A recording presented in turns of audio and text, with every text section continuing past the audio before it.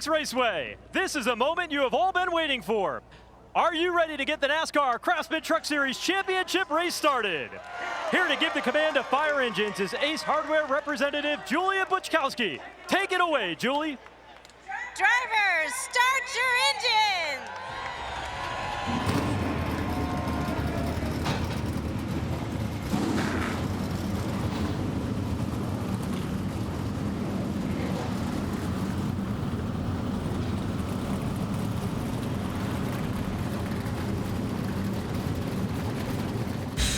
There you have it. One final time engines have been fired for 2023. We may not know the outcome, but one thing is true. We will have a thriller in the desert. We'll drop the green flag next. The sun is down, but the heat will continue to rise. These championship Ford drivers are ready to do battle.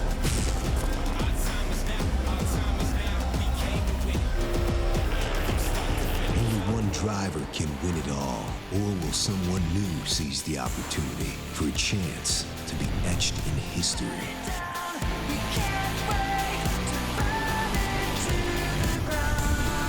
Tonight, it doesn't matter about points or stage finishes. We race for one thing only, a championship. Welcome to Phoenix, only on FS1.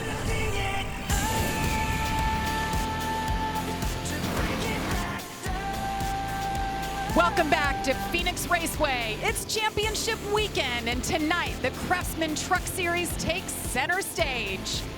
Earlier today, qualifying took place, and the fastest man was right there, Corey Heim in the number 11. 2 contenders inside the top 10, 2 outside. And that brings us to the Craftsman starting lineup. Corey Heim starting on pole. Ty Majeski had a hot rod as well, starting just outside row number 1. A couple really fast trucks back in row number 2, Nick Sanchez and our champion from last year, Zane Smith. What about 2021 champion Ben Rhodes? He's going to roll from the 6th position. They got it really fast forward. Watch for Ben to be tough tonight. Great qualifying effort for Jack Wood, and Christian Eggers narrowly avoided making the Final Four. Grant Enfinger going to roll off in the 17th position. Got a little work to do. Let's see if we can get a word with Grant. His line's busy. Here we go. Grant Enfinger, it's Waltrip and the crew at Fox. Do you copy? I got you, Mikey. Well, it's been fun following you all year long. A championship is in your grasp. How do you feel, and what do you think it's going to take to win this race tonight? I mean, for us, we're going to have to go from the back to the front, right? We qualified mid-pack. I know Hensley's not thrilled about that, but I was honestly happy that it was tight in qualifying, and it was just tight. Yesterday, I think the truck was driving me a little bit, but now we get this balance right. I have all the confidence in the world we're going to drive this Champion Power Equipment Chevy to the front. So, yeah, we got to work it out for us, but we can do it for sure. I appreciate you all year long, buddy. You've been a lot of fun, a lot of help. Congratulations on the new baby. Go get you a championship. Thank you, my friends. Enjoy the show. We're going to put one on for you. I love that. Let's look at our Craftsman track description that these truckers will be trying to conquer tonight. This place is so much fun to race. It's a mile in length, and you can see every aspect of the corners are different. 1 and 2 is very sweeping and wide. The banking is the same, but you go down to turn 3 and 4, and it's really, really tight. So it's just so dramatically different. You have to be versatile. You have to have a truck that'll run high, run low, run all over the place. Let's take a look at our race analysis. You see this race is 150 laps, 150 miles. First 2 stages, everyone's going to stop at the end of the stage and put tires on. That final stage is when it really matters. You know you're not going to have fuel, but we saw what 2 new tires will do late in a run, so look for that to happen again in that final stage. And then all night long, if the caution comes out just before the stage ends, you're going to see some differing strategies. It's going to be a fun night. Remember, for those championship 4, stage points don't matter tonight. That's right, a lot to stay on top of tonight. Let's get final thoughts before we go green with our pit reporters. We'll kick it off with Regan once again. 15 to 66 at Connor Jones in the Well, Jamie, Zane Smith's tenure with Front Row Racing is coming to an end after this race as he moves to the Cup Series, but he told me earlier today he wants it to end exactly how it began at Daytona 1 year ago, with a win. This truck has been good all weekend long. He told me this team is special. They've got chemistry unlike anything he's ever witnessed in this sport to this point of his career. It has been a true pleasure to work with each of them for the past 2 seasons, and as we talk of the truck itself, very good this weekend. He said it compares to the one that he won with 1 year ago here in Phoenix. Amanda? Regan eliminated from the championship at Homestead. Christian Eckes personally went by the shop to remove the red spoiler from his truck. He said that it was a motivating experience of reflection that has left him with one final goal this season, and that is a win. Josh? Well, this time last year, Ty Majeski and the 98 team were a member of the championship for competing for a title, but a bad second round this time around, and the suspension of crew chief Joe Shear Jr. cost them a shot to get back and compete once again. Well, I talked to Ty earlier. He said, yes, it was frustrating. Of course, they had a very bad second round, but he said that doesn't mean we had a bad season. He said we learned a lot, we grew, we showed we can win anywhere, and we can be consistent. And by the way, they qualified second, widely believed to have a truck good enough to win this race. He said, hey, let's go out and spoil things, guys. Ty Majeski certainly one to watch tonight. Well, we're happy to bring you 4 onboards tonight. We'll be riding along with all 4 championship contenders, Michael. Check out those eyes, too. They're wide open. They're ready to attack. Grant Enfinger rolling from the 17th position. We're going to be on board with him as he shifts it up into 3rd gear and rolls around. We're also going to ride along with Carson Hocevar. This is the Worldwide Express Chevrolet. He's won 4 times this year, looking for one more win, and he's going to start from the 13th spot. It's taken me all week to get here, Phil. This is my championship pick. Ben Rhodes, he's qualified in the 6th position. Loved his truck last night in practice. Talked to his crew chief, Rich Lucius, and he's confident about what they have. And if you need a gamble, you need that Hail Mary late in the race, he'll do it. He's the guy. And how about our pole sitter, Corey Heim? Just about every statistical category he's led this year. This is a Safe Light Toyota looking for one more win, and this is what was said on the radio just a moment ago. All right, buddy, you have some fun tonight, okay? Try to stay a little bit loose, stay focused under all day long, no matter what happens. Need you to stay calm, stay focused, and we'll work through any adversity we need to. Love to hear the pep talks on the radio, especially for young Corey Heim, the 21-year-old. His first championship 4 appearance, his first full-time season in the Craftsman Truck Series. He'll lead this field to green. Ty Majeski on the outside, Nick Sanchez and Zane Smith, the first 2 rows. Side by side, eyes on the green flag. It's up in the air. We are racing at Phoenix. A little contact back in the field. They fan out 4 wide. To the inside, here comes Nick Sanchez. Corey Heim to the middle, and it looks like it's gonna be the 98. Ty Majeski. Majeski around the outside. I talked about how many grooves there are here and how you have to be so versatile. You can see, oh, Nick Sanchez slips, gets into the side of Zane Smith. A lot of action early on this first lap. Are they gonna be 4 wide? 3 at least for sure. It didn't take us long to get 3 and 4 wide. Look at them all the way down to the bottom. Chase Purdy, the Ford truck. You see all the sparks. You guys talk about the risk versus reward when you cut that dog leg. You're going to cut it all night long. There's just speed down there. If you come off the corner with a little bit more momentum than the guy ahead of you, you're going to dive low and get that spot. You see the gold highlighted in the pylon. Those are our 4 championship contenders. How about Rajat Karuth, that 24 truck, making a move around the outside of Jake Garcia in the 35.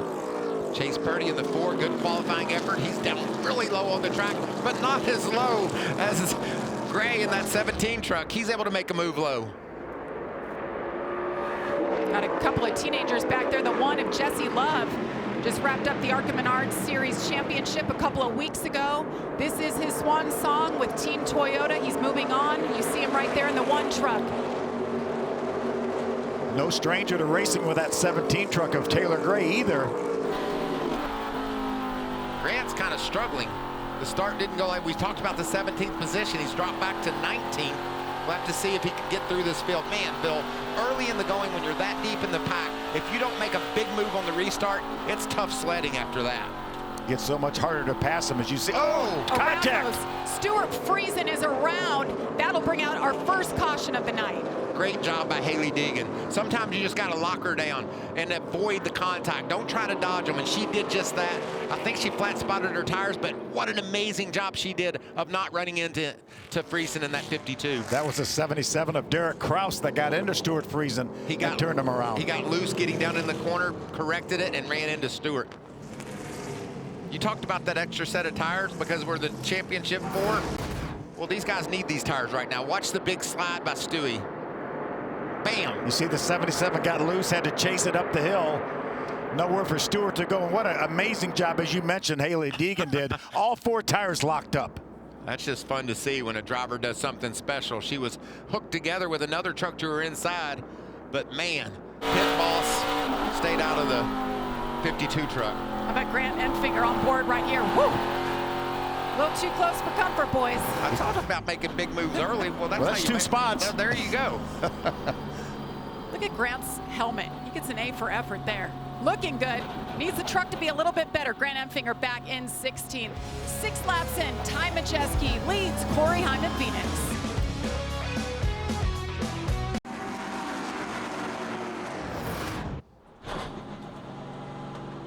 Started really free, turned it a little bit tight there. Ended maybe 1 number free all the way through, maybe 2 numbers free on entry.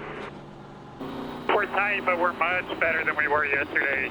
Jeff, we have grip, we're just tight, but way better. Strong suit 1 and 2, weak spot 3 and 4. I don't know what I need 3 and 4, just not to have the great. It's like I'm out of the racetrack, just a touch 3 and 4. Boost off the wall all the way through the corner and exit. Really have to unwind the wheel and take it to the wall. All right, so thoughts from our 4 championship contenders. It sounds to me like they all went a little bit better. Well, first of all, that's awesome TV. We've run enough laps for these guys to have a good feel for what they got. Bill, would you rather be a little tight right now or a little bit free? You think these things will trend tighter as the race goes on? I think they might trend a little bit tighter. Jeff Hensley with his eye on the prize. And I love how Grant Enfinger really thinks this truck's pretty good. Right now running in the 16th spot. He's gained 1 position since the start of the race. Carson Hocevar up 1 spot, but Ben Rhodes has gained 3 spots, running in the 3rd spot. Yeah, he was very, very confident when I spoke to him earlier today about that truck. But I'm like you guys, I love what Grant was saying. We got something we can race him with. And he's back in traffic. That is even more impressive that he likes the way it feels with all those trucks around him. Michael, we had fun calling the start of the race. Here we go for our first restart of the night. Watch how quickly they fan out.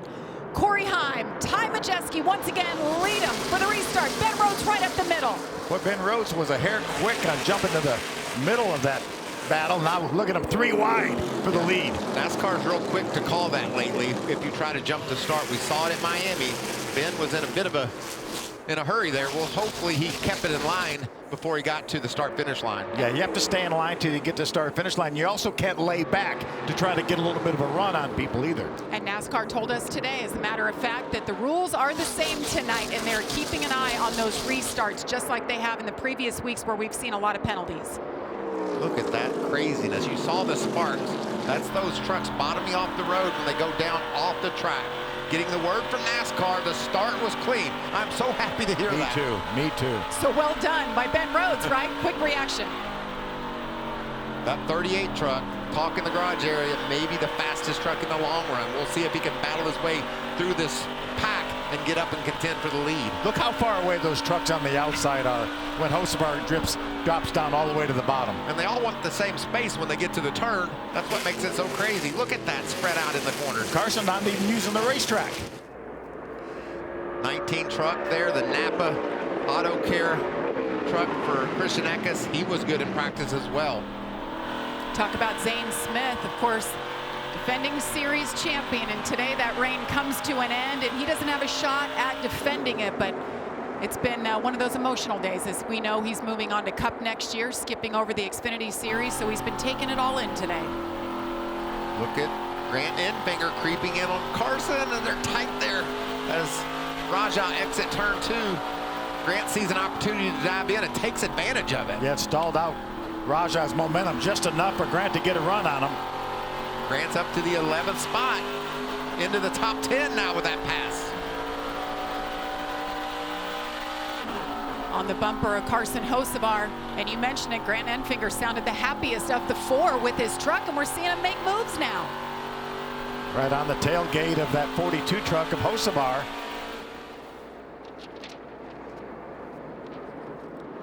How about Christian Eckes in the 19? What a season he has had. He put together some great runs, especially in the playoffs. It's been heartbreak for him the last few weeks, just mistakes, a couple of penalties, but we know the speed has been there for that team. Yeah, we talk a lot about our championship four, but we could have easily been talking about Christian Eckes, maybe Nick Sanchez being in his championship four. I think this year was the hardest for me to pick four. Well, add Ty Majeski to that list. Totally. I mean, he would have been there as well. It's so difficult, such a competitive season.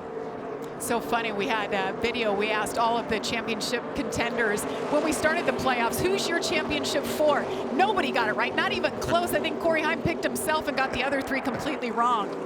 And he had good picks too. He had really good picks. This year was especially hard. And who had Ben Rhodes? I mean, the streak that he had at bad races, who had him going to the championship four?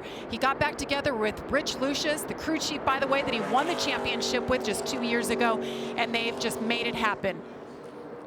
You did not have a top 15 finish in the round of 10, and in the round of 8 he finished 7th, 2nd, and 2nd. Now here they are with a shot at winning their second championship together. And I don't know about you guys, but I would love to see a post-race interview with Ben Rhodes like we saw a couple years ago.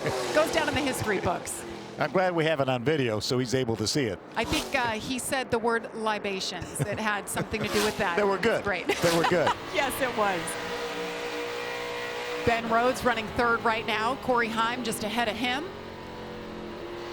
Remember, Corey Heim has the 98 of Majeski out ahead of him, but he's not worried about Majeski right now. He's not racing him for a championship as we watch Zane Smith try to grab a spot. Down on the inside, making that move, put him up in the top 5 around Purdy in that 4 truck.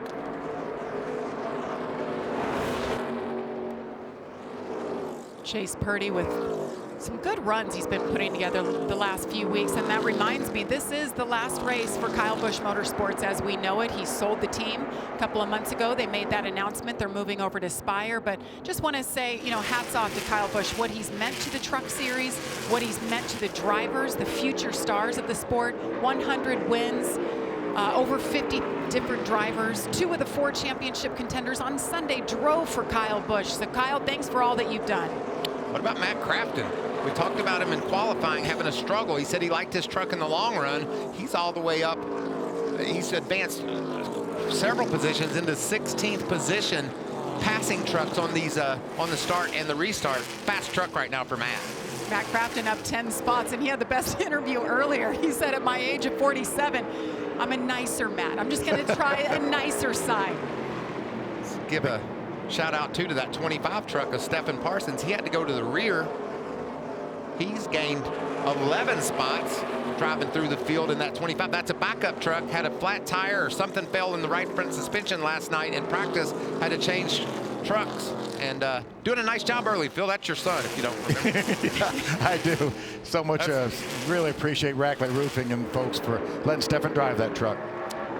21 races in, 21 laps in, 129 laps to go. And welcome back to the Craftsman 150 as Ty Majeski continues to lead. He's led them all so far, 26 laps and counting. Let's now get an update on our championship 4. Here's Regan.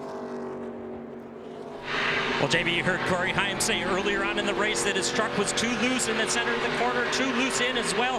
Now it has transitioned to too loose off of the corner. Crew Chief Scott Zipadelli told him earlier, I feel like the track is going to come to us, stick with it. He's been working with his driver adjustment tools inside the truck, meaning the fans and different things he can do to adjust that truck to help make it better. Josh? I touched on it off the top of the race that Ben Rhodes came with a different setup for that truck than he had the last 2 years here. Despite being able to win the title with that setup and finish runner-up, they felt like they needed something different to contend this year. Well, right now, he's pretty happy with that truck. His biggest complaint, he needs more lateral grip, but the team told him the track will come to him. Regan? Well, Carson Hocevar mentioning in the tightness of that truck, causing him to not get to the bottom of the line, finish the corner off the way that he wants to. Since the restart after the most recent caution, though, quiet on the radio. All good from Carson right now as he tries to work his way up through the pack. Amanda? Well, looky there, Regan. Grant Enfinger has broken into the top 10 currently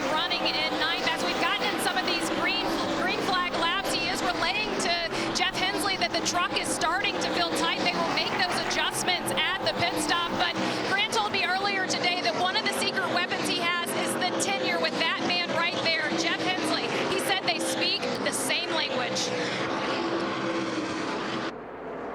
Thank you, Amanda. They absolutely do. They just have this dynamic, this chemistry together. And that man, Jeff Hensley, has been around for so long. Won the 1990 Xfinity Championship with Chuck Brown. He's been in the Truck Series since '04. And to have another shot at it tonight with Grant Enfinger is pretty special. Remember, they weren't together at the beginning of last year, but when they got back together, when Jeff came back to GMS, all of a sudden the results got better and better. And think about where he's won this year. He won at Milwaukee. That's a track that's flat. It's a mile in length. Kind of reminds you a little bit of this place. He also won at Gateway. So he's got a lot of speed on the intermediate tracks, the flatter tracks. I think this team will be something, someone you're going to have to beat before this is over. He's got a good truck. He likes his truck. We'll see how it goes. 15 laps to go in stage number 1. Once again, we'll have stage breaks at 45, lap 90, and 150 will end the race, as long as we don't have an overtime. This battle for third. Zane Smith has caught the 99 of Ben Rhodes, trying to grab that third spot. Ben's going to have a little bit of momentum on the high side. Pretty consistently, the fastest truck on the track has been that 38 of Zane. Finally caught Ben, put him away. Now he's going to put his sights on the leaders. Nice center of the corner that time for Zane. What about Ben shifting there down in 3 and 4? We see that every now and then, not that often, but guys give that a whirl. When they feel like the pace has got down so low, then they try to grab that third gear, get a little bit of a shot up off the corner. Passing gear. Passing gear, exactly. That's what it is. And you see the drivers highlighted. All 4 championship contenders now inside the top 10. Ty Majeski continues to lead, just 12 laps to go here in stage number 1.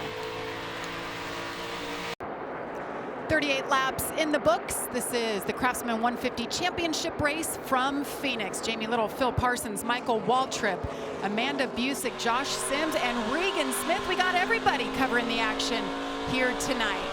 So we have 6 laps to go in stage number 1. Ty Majeski has led every lap so far.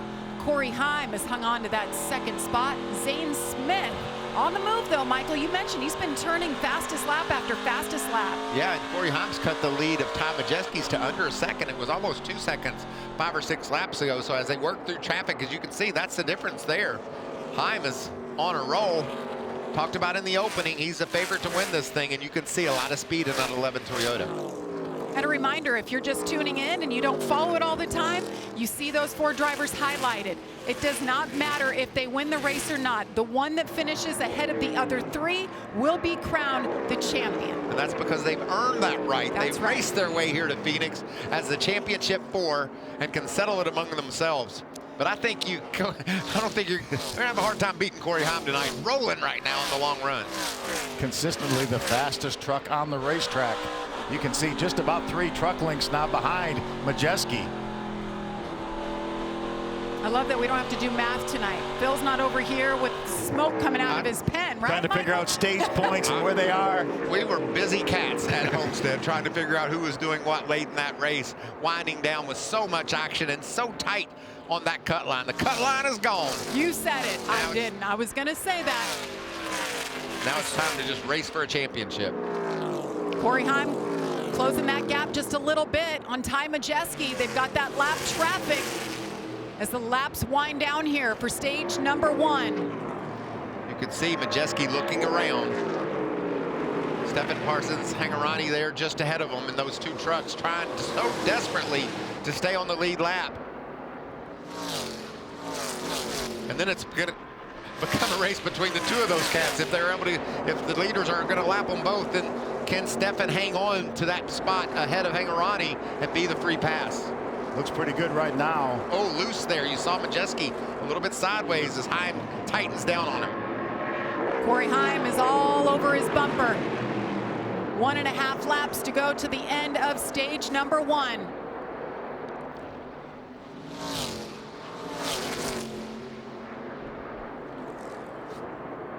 Corey Heim cuts the dog leg to the inside. Side by side they go. go. Final lap of stage number 1. Who's going to pick up the win here? So close. Ooh.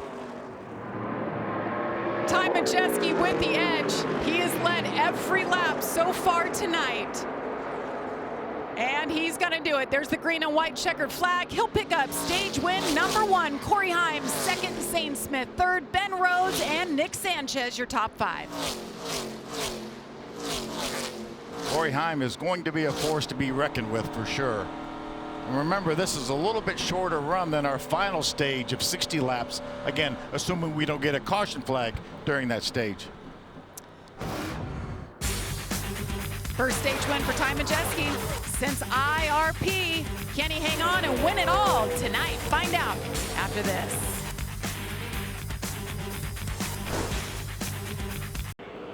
Welcome back to Phoenix for the championship race. It's time for the first pit stops of the day. We start with the 99 of Ben Rhodes. His biggest complaint, he just needs more lateral grip. Says he's really loose on entry, especially in traffic. They're going to take the right rear rubber out, and it looks like they're putting scuffs on. Amanda? Well, Grant Enfinger just rolled up to his pit box. I do see sticker to Goodyear's. They're going to go on that 23 there towards the end of this first stage. Grant Enfinger was battling with the tightness of that truck. Jeff Hensley was saying, don't worry, bud, we're going to get it ready for you. They're going to do a little track bar adjustment, some air pressure, and he said, go, Cat, go. Regan? Carson Hocevar in the 42 truck started off very good, but that truck fell off a cliff toward the ends of the run. Needed more speed on the backside. Crew Chief Phil Gould said, I know exactly what to do for that. And the 11 to Corey Himes, not bad. Little tight center, but doesn't want any change. Wow, what a long pit stop for Ben Rhodes. Running right up front. He's going to come out probably in 20th. Way back, you see the orange truck right there leaving the pits. They said they're going to take a rubber out of the right rear, and it took longer than I think they thought it would. That's what's so hard about making adjustments that take extra time. Obviously, air pressure adjustments don't take any extra time. Pit stops are complete. We'll bring him back and drop the green flag once again from Phoenix Raceway. Welcome back to the NASCAR Craftsman Truck Series Championship race from Phoenix. So we just saw our first round of pit stops, and Corey Himes gained a spot, so he'll restart as the leader. Ben Rhodes, though, some issues, slid back, lost about 6 spots. Grant Enfinger now just behind him. Carson Hocevar with a pretty decent stop for him. Yeah, Carson gained 4 spots on that pit stop.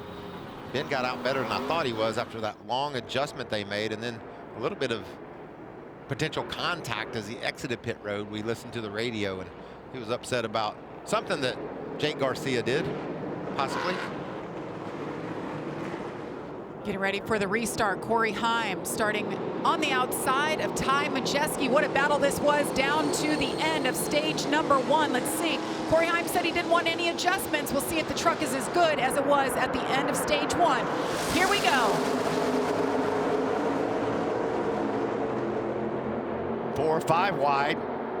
Ooh, a little contact there. Carson Hocevar took a little shot from Eckes. Here comes Zane Smith in the 3rd spot. Where's Crafton going? Ty Majeski. He was doing good till he got to the painted asphalt. That was crazy. Zane Smith has been one we've been watching all day long. We've heard he was the truck to beat tonight. Here he is now battling for the 2nd spot. Derek Kraus just ahead of Ben Rhodes after Ben's problems on pit road. There's Jesse Love, the 1 truck. Jesse, newly crowned ARCA Menard Series champion. Moving on to the Xfinity Series next year. Look at this gaggle of trucks. There's Grant Enfinger taking a look to the inside of Christian Eckes.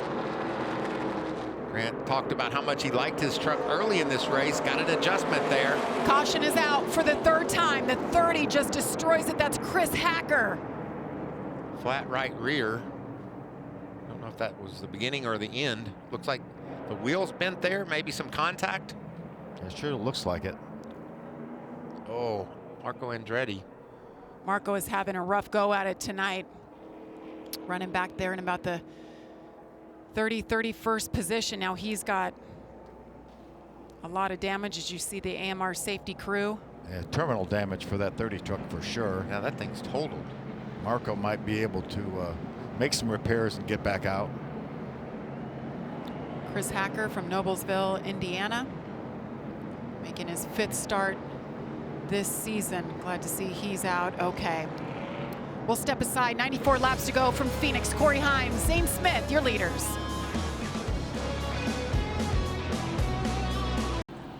Welcome back to Phoenix Raceway. As you see the championship 4, the 4 box, all running in the top 13 right now. As you see, Corey Heim is now the leader. He's led 10 laps and counting. It is a championship night. We're going to crown one of these 4 drivers here not too long from now, boys. Great onboard views of these guys, differing issues during the course of the race.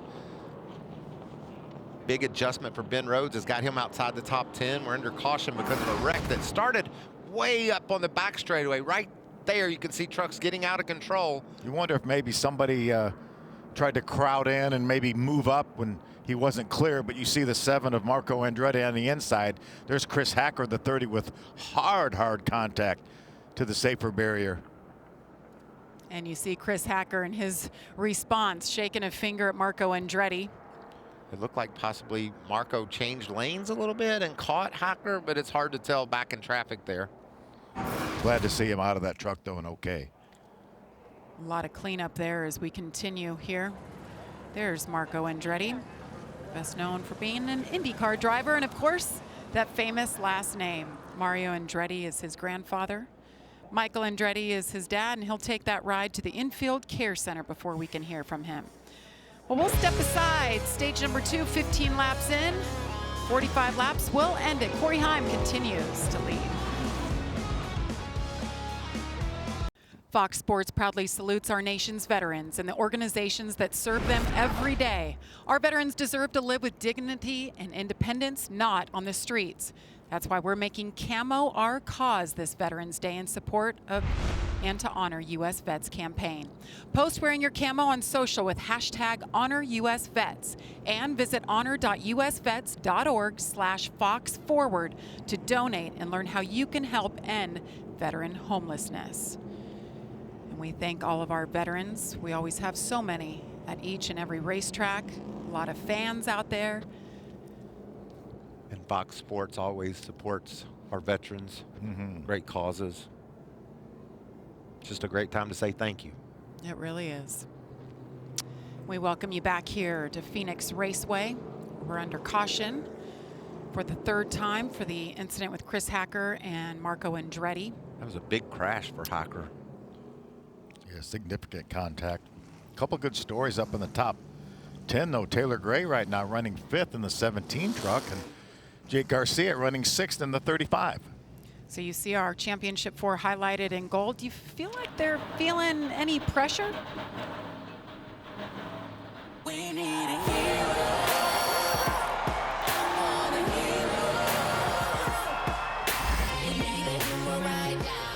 I've handled the pressure, I think, pretty well so far. Yeah, I mean, I feel a lot of pressure with this weekend being probably the biggest race of my life. Honestly, like, there's pressure all the time. Usually, for me, when I start to kind of feel the butterflies will be before the race, right before intros, as we're gonna hop in the back of the pace trucks. Everybody else at this point is being carted off in the back of the trucks, and they're taking their ride around, and the last 4 playoff guys are still loading up. I feel like I'm a person that really focuses on myself, so that's the main way I subside the pressure. You know, just to be able to focus on the things that matter and that are in my control is the main thing that I kind of focus on going into this weekend. People are coming around, they're high-fiving, getting ready, they're saying, hey, you know, good job tonight. Don't ruin the opportunity, something stupid like that. My past, I really feel like that pressure makes me better. I really like being in this position. I've always, you know, felt pressure being a good thing, and it motivates me to be better. I don't feel any pressure. You know, I think we're plenty capable of winning a championship. We've won the most races. I know there's going to be pressure, but there's pressure every week. I don't know if there's going to be an excessive amount of pressure that we're not expecting. It's the fanfare beforehand that gets to people. But once I'm in the truck, I'm at home. And that's what I love about racing and about sports. Everybody faces pressure. They all handle it, and they feel it at different places. But, you know, like Ben Rhodes said, it all goes away once you get in your truck, you strap in, and you put that helmet on. Yeah, flip that switch and start that motor. But Corey Heim is putting a little more pressure on the other three by putting his truck up front and being so fast. But there's a lot of racing left, and we've seen so many twists and turns here in this championship battle at Phoenix over the years. Corey Heim at 21 years old, just how he carries himself, how he handles himself in different positions and situations. It's been incredible to watch, and he's doing it once again tonight as he'll restart on the outside. Zane Smith on the inside. First time Zane Smith is restarting on the front row. Let's see what he can do with it as green flag waves once again. Great start by Zane down on the bottom, able to go door to door with Heim toward turn one. Sparks flying, trucks going side by side. Craziness. Spectacular restarts. How much fun is this? Corey Heim gets the edge over Zane Smith. Taylor Gray up there in the mix. Ty Majeski swapping back and forth for that top 3 position. How about Grant Enfinger right now in the 5th spot? The best he's been all night. He's been confident. He hasn't wavered at all about what he believed he had in that truck. See Grant now battling the 17 of Taylor Gray for that 4th spot, and he has it. And a side-by-side battle just ahead of him as Ty Majeski's gotten on the outside of Zane, and will take that spot. Let's get an update on Grant Enfinger. Amanda.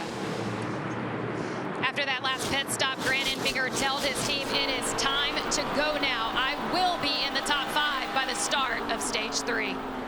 Well, he called his shot here. We're in stage number 2, and he's up to 4th.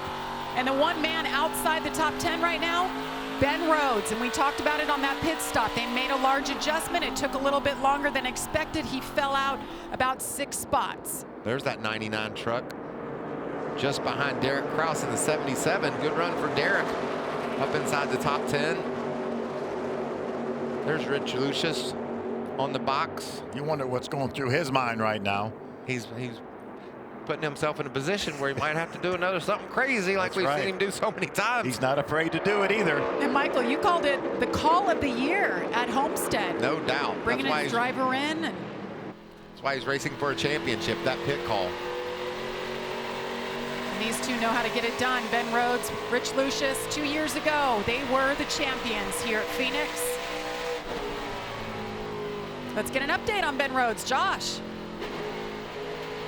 Yeah, and you guys are talking about Rich Lucius being able to be calm in certain scenarios and make some calls that'll get Ben Rhodes back in the game. Well, I talked to him about it, and he says before races we go over all different scenarios, so they aren't just pulling a rabbit out of a hat, so to speak. They plan for these sort of things. He said the most important thing I have to do is be confident in my decision, relay that to the driver, because my confidence will spill over to the rest of the team, guys. Into the top 10. Josh goes Ben. He makes the move around Kraus. So the thing that I love about that is when the crew chief makes a call, wow, look at that damage. The crew chief makes a call, the driver's got to trust him. He's got to go do his job, and that's just exactly how that works between Ben and Rich. He's got a tire rub. That's Raja Caruth. A couple of laps ago, he got together with the 41 of Bailey Curry. Coming off the corner here. Raja's going to try to get the outside. Bailey is going to use the racetrack and move up the hill. Made contact with the left front corner of Raja's truck. Battle over the same real estate. You see the outcome. Got a tire rub as well. We'll see if that clearances itself. Sometimes that'll happen, but I think that might be enough damage where he could have some issues, because that front end is loose. It's just going to blow back into that tire. Yeah, and aero-wise, that's certainly not helping. Speeds upwards of 150 miles an hour at the end of these straightaways. Caruth back there shown in the 24th spot. This young man has shown some promise this year. We haven't heard about plans for next year, so we're not sure. Once GMS, his team, closes its doors after this race tonight, we haven't really talked about that, but that's been heavy on a lot of people's minds for GMS and what they've done in this sport, and they too are moving on. So Grant Enfinger, he tells us he has a ride full-time for next year. We just don't know what it is exactly yet. Bar right now inside the top 10, running 8th. And we talked about KBM, Kyle Busch Motorsports, being sold to Spire. 100 wins, well, 45 wins for GMS. Two strong long-term teams that we're losing here from the Truck Series. Maury Gallagher, the founder and owner of that team from Las Vegas, Nevada, his heart and soul so much into the Truck Series. We thank him for all he's done. 2 championships, but his focus is on Legacy Motor Club, and that's in the Cup Series on Sundays. Regan. Well, Jamie, the leader of Corey Heim in the 11 truck, we made a lot of him locking himself so early into this championship 4. Of course, at Bristol over a month ago, the team had a lot of time to work on a lot of different packages with that truck, handling and setup packages. Well, when it was all said and done, they went back to the very first thing that they went to the simulator with, where they test those packages out. All that time, they went back to their original plan. What was tried and true from the beginning is what they're running right now. The latest report from Corey, that truck is really good out front. He likes it. It's a nice call from Scott Cipodelli. Sometimes maybe you have too much time on your hands to think and overthink your setups. Well, Corey Heim continues to lead with just 15 laps to go in stage number 2. Can he hang on and become the champion? We'll find out. Under caution here at Phoenix Raceway. This is caution number 4 for an incident with Tyler Hill. Take a look at what exactly happened, but he had quite a bit of damage on that left front fender. Ooh, look at this. Pit stops, guys. Mixing it up. Yeah, they're in their window. They know they can make it to the end. I figured Lucius would pit. I didn't know all of them would come. I thought they might just ride it out. See how many elected to stay out. Looks like a lot of our championship contenders maybe did stay out. Here comes Hocevar Regan. What are they saying on the radio? Well, Michael, they decided it was time for them to come make more adjustments to Carson Hocevar's truck. Just losing grip all around the racetrack. He can't roll the center, has to wait on the throttle. Just been a challenge all weekend long to get that truck exactly to his liking. They're going to work on it a little bit more right now. Well, I like that call. Take advantage of it. Get your truck better. That's fun. Now we're going to have a totally mixed up lineup when this stage ends, as these drivers will elect to stay out. Stuart Friesen, we saw him have trouble early. He was on pit road here. So I mentioned we're under caution for Tyler Hill. This is what happened. It's up against the wall. Not sure if there was contact that precipitated that or not. Let's see if we can take a look here. He's already up against the wall. I didn't see any trucks really that close to him, so certainly makes it look like a one truck incident. And the team was able to tape it up and keep him on the road. Tyler's a lap down. Corey Heim, Ty Majeski, Zane Smith. You see all of our leaders opted to stay out. Looks like about maybe 19, 20 trucks stayed. I love racetrack. I love it that of the championship 4, Corey Heim's really the only one that's really been satisfied with his truck, even though he said it wasn't perfect early. When it came time to pit, no, leave it alone. It's good. I like her. She's coming to me as this race goes on. Well, Sunday on Fox, it's one of the biggest games of the year. Dallas versus Philly, Dak versus Jalen, and America's game of the week. The next chapter in this historic rivalry kicks off Sunday at 4 Eastern on Fox. Kids having some fun throwing the old football. The Lions bye week, that's why they're not. Hey, they were in the promo last week. You got to take it when you can get it, fella, right? Absolutely. What a year they've been having, though. Mm-hmm. I love your head coach. Me too. I like how he coaches those athletes, fires them up, Michael. Yeah, He's fit himself. I wouldn't mess with that man. NFL on Fox is so fun to watch on Sunday afternoons. It's going to be a good winter of football. Mm-hmm. Really is. Let's choose it up, guys. We know where Heim's going to go up top. Pretty much split. And that's because you can go anywhere. You can go everywhere. So you don't want to give up a lane. Carson to the bottom there. I like restarting from the outside when you have the choice like Corey Heim. We saw that play out earlier today in the ARCA Menard Series race. Every restart, the outside prevailed. How about Tricon Garage and what they've been able to do this year with Johnny Gray and David Gilliland? Changed the name, added a couple of trucks, switched over to Toyota. And added Corey Heim. Added Corey Heim. He went from Kyle Busch Motorsports over to Tricon, brought on Scott Cipodelli.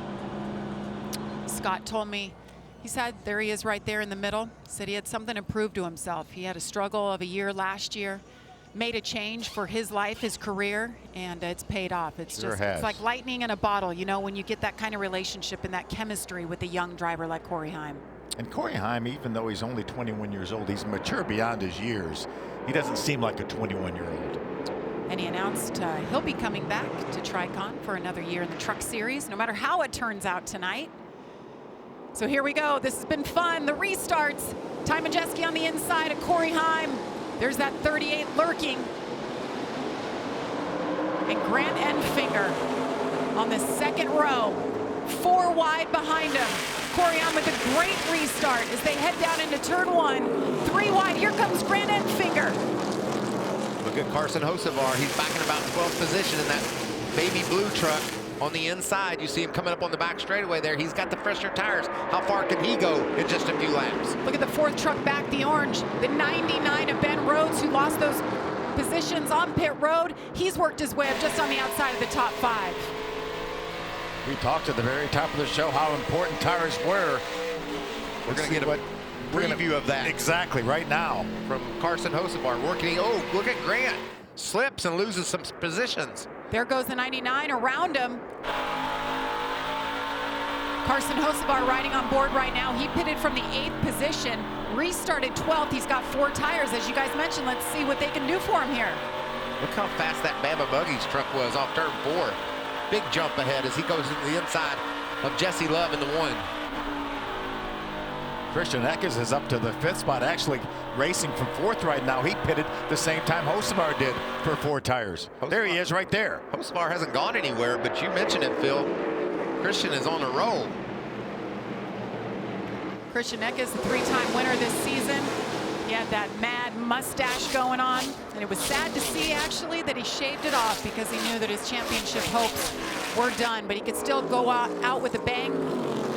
Still end tonight with a win. Looks like they've gotten that truck a little bit better. So Chase Purdy way down on the bottom of the racetrack. Another one of those trucks that stopped for tires. Looks like he was going to get by Grant Enfinger. Look how fast Majeski is right now. He's able to pull right up on the back of Zane as Grant battles alongside of Chase Purdy. See the new tires prevail right there for Chase Purdy in the Ford truck. Carson Hocevar making his way up. Hasn't made up a ton of ground yet.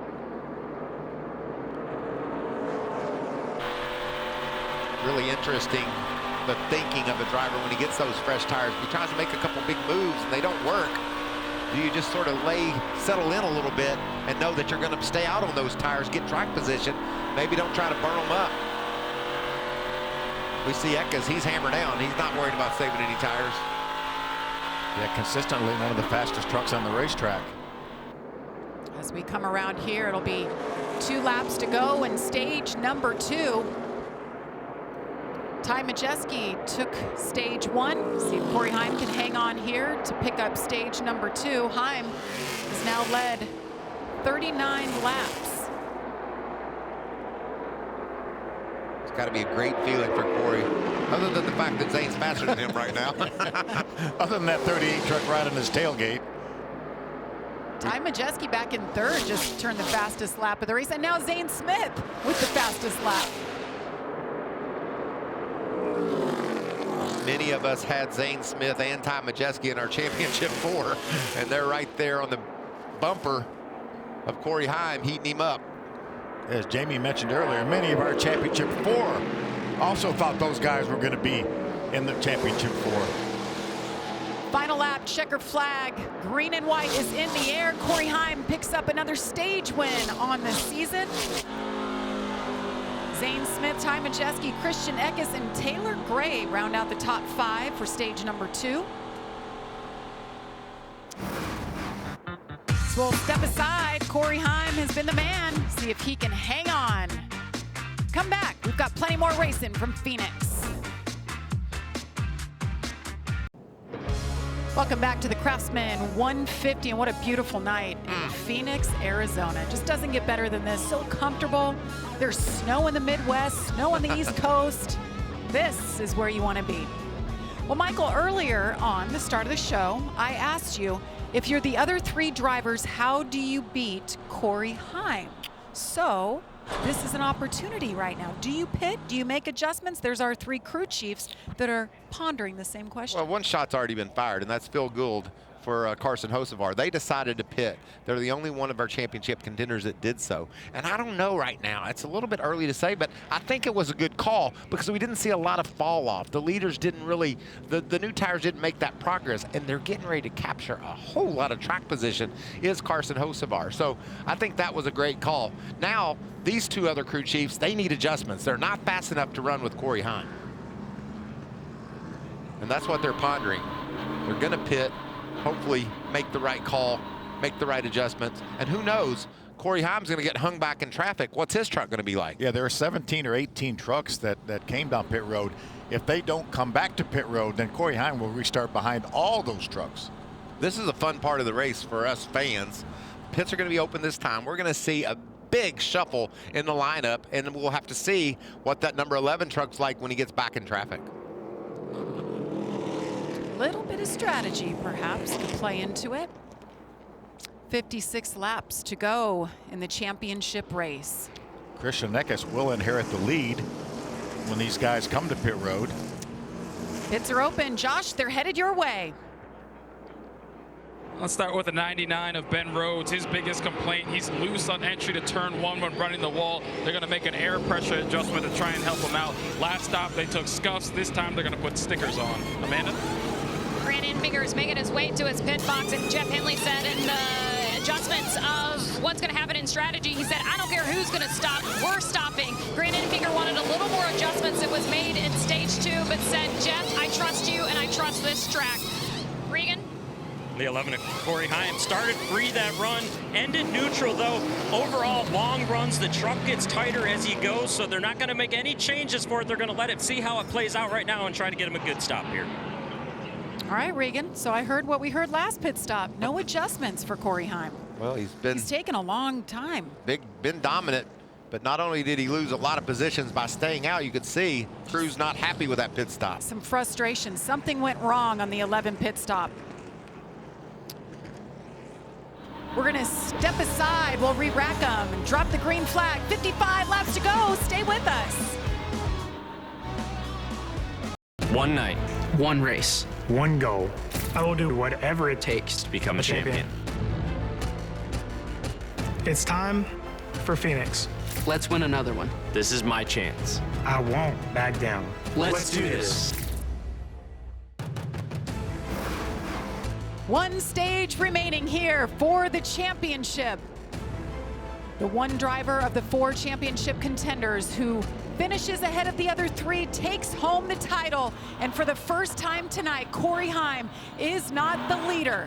An issue on pit road has Carson Hocevar right now running in 4th, and he is the best of the 4.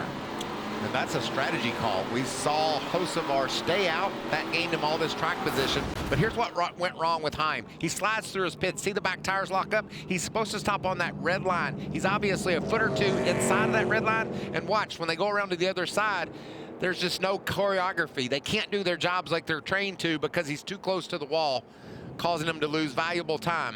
So he's not only a foot ahead of it, but he's about a foot over toward the left side of the wall, which made everything cramped and made it take longer than expected. So he slipped back about 17 positions. Well, this is what I'm interested in seeing. What's this truck going to be like in traffic?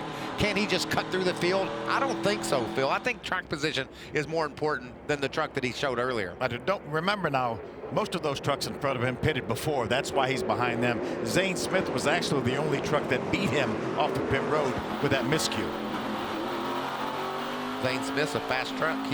You can't afford to give up any spots if you're after a championship. We'll see how it goes. Restart here for Christian Eckes, Chase Purdy. Green flag is in the air once again. Look at that mess behind him. Oh my goodness, what are we, 8 6, wide? 7, 8 wide. Look at Ben Rhodes getting squeezed there.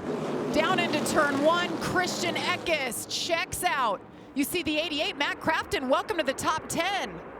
Look at Corey Heim squeezing up through the middle of trucks. Look at that battle. There's Heim down on the bottom. Grant Enfinger all over the bumper of Corey Heim. Ben Rhodes shifting gears, making passes. He knows how important it is to stay up, keep up with that 11 truck. Enfinger to the bottom on Rhodes. 3 championship contenders right there. You can almost throw a blanket over him at one moment. Look at them. They're 3 wide underneath the racing surface.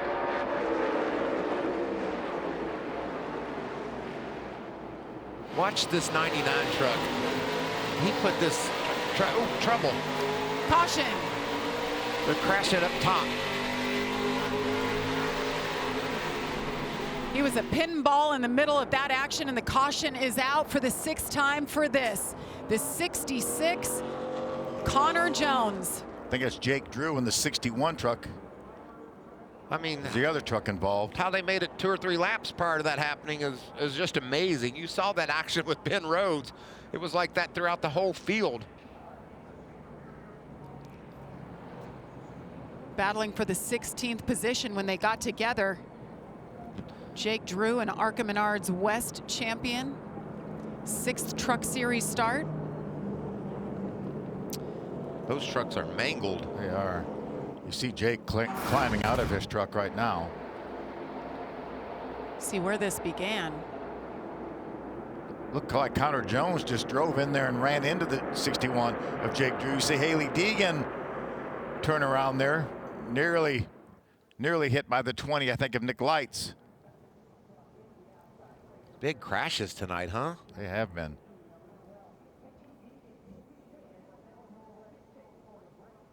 Great job by the 20 squeezing through there. Mm-hmm. So they come to a rest on the racetrack just before the start-finish line.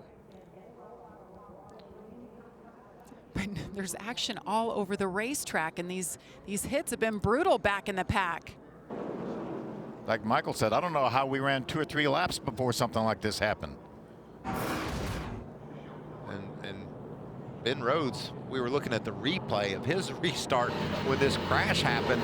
I mean, he was really in a bind. I think he might have been 6 wide at one point during that restart, and he was hammered down, shifting gears, trying to gain positions. I was watching. This truck obviously is bright orange, and he looked like he was getting squeezed from the inside and the outside. Let's watch this again. There's the restart. Look at him squeezing in this hole that doesn't look like it's even there. And still gunning it. There's the 66 of Jones. And the 61 of Jake Drew. Look how tight they are. This is just before the contact. And look on the bottom, there's Corey Heim just trying and hoping he can clear, but watch here. Ben grabs a gear, squeezes in that hole. That's amazing. He knows it's time to go. He's got to stay in contact with that 11 truck of Corey Heim. AMR safety team talking to their drivers, and the drivers talking to each other.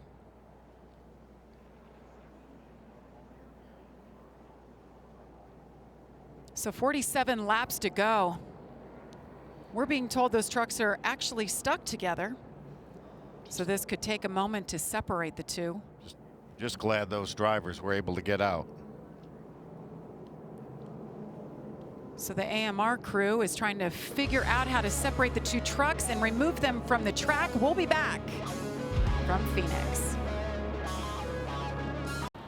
Thank you, Caitlin. Yes, you see right there, Carson Hosbar leads the way in 4th right now.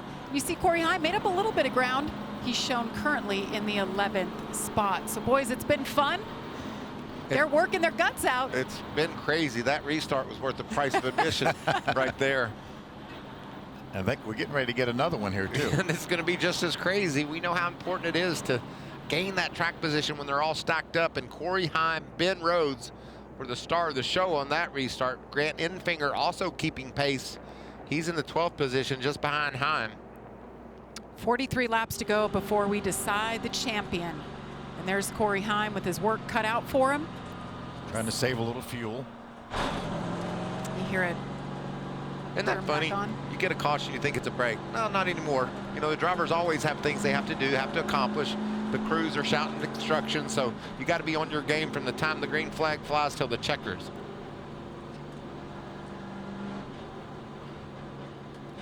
So as we're under caution for the 6th time, here's another look at what happened.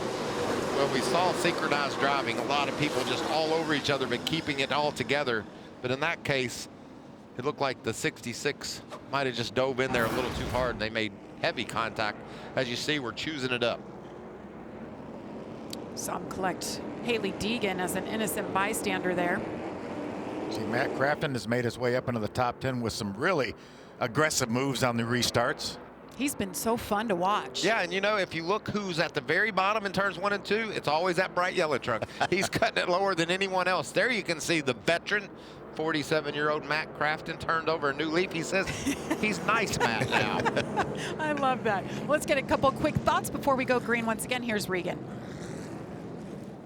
Well, Jamie, keep an eye on this restart. The 42 of Carson Hocevar really did not want the bottom. You see him down there. That truck has not been firing off very good on the bottom. And he and the Corey Heim, both, the crew chiefs have been telling both drivers, make sure you keep the tires clean. A lot of rubber buildup under these yellows on the trucks. Amanda?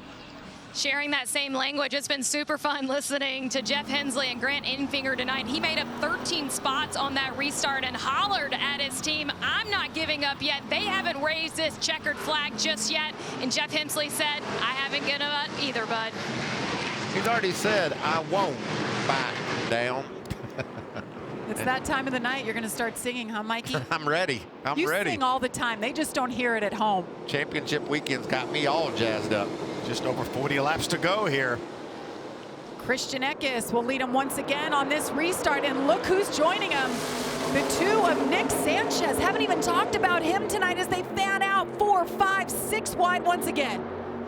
There's Matt Crafton way down on the inside. Now he's going to tuck in behind Chase Purdy. Here comes Carson Hocevar squeezing right through the middle. A little bit of contact. Look at Sanchez taking it to Eckes for the lead of this race. You have to be aggressive on these restarts.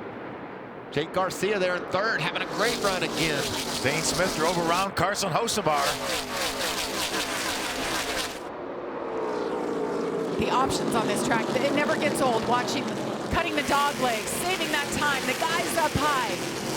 Only problem now, Jamie, is it's getting late, and these drivers know it, and they're squeezing in holes that aren't there. Hello, you can see right through the middle. I'm Corey Heim. I'm racing for a championship, and oh yeah, Grant Enfinger coming with me. That was a great move. But Corey, there's a great look of the different options and all the sparks. It's so rough on these trucks when they drop down below that. These trucks are tough, and the truckers are too. Remember, Zane Smith came out right in front of Corey Heim on that last pit stop. Zane is up to 5th. Corey's back in 10th. Look at the 99 of Ben Rhodes. That's what you call going for it. He dove in there a little bit hard, didn't stick, but he was making a move, and look at him trying to get to the bottom. Let's watch Ben Rhodes in the 11. Corey Heim on the restart.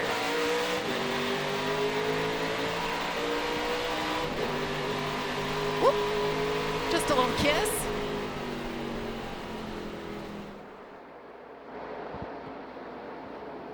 Oh, chain reaction there. Look, Majeski was a little slow. There's Ben making the move to the bottom. Ben Rhodes back in 15th right now. All 4 championship contenders shown outside the top 5 for the first time, I think, tonight. Ooh, a little bit of contact there, a little bit of a nudge. I would say Ben Rhodes has his elbows up right now. What about Carson Hocevar? Not able to make any ground here. He had on those slightly, oh, that's going to get tight. Had on those slightly older tires, has the track position, but Corey Heim is just 1 truck behind him now and working really hard to regain control of this championship battle. Well, Stuart Friesen went around earlier in the race, now up in the 5th spot. The 99 of Ben Rhodes. Hello, I'm here, I need this space. Just a little bit of space. Gotta love that about racing. You may be racing for a championship, but you gotta race everybody else at the same time. You don't see that in other sports.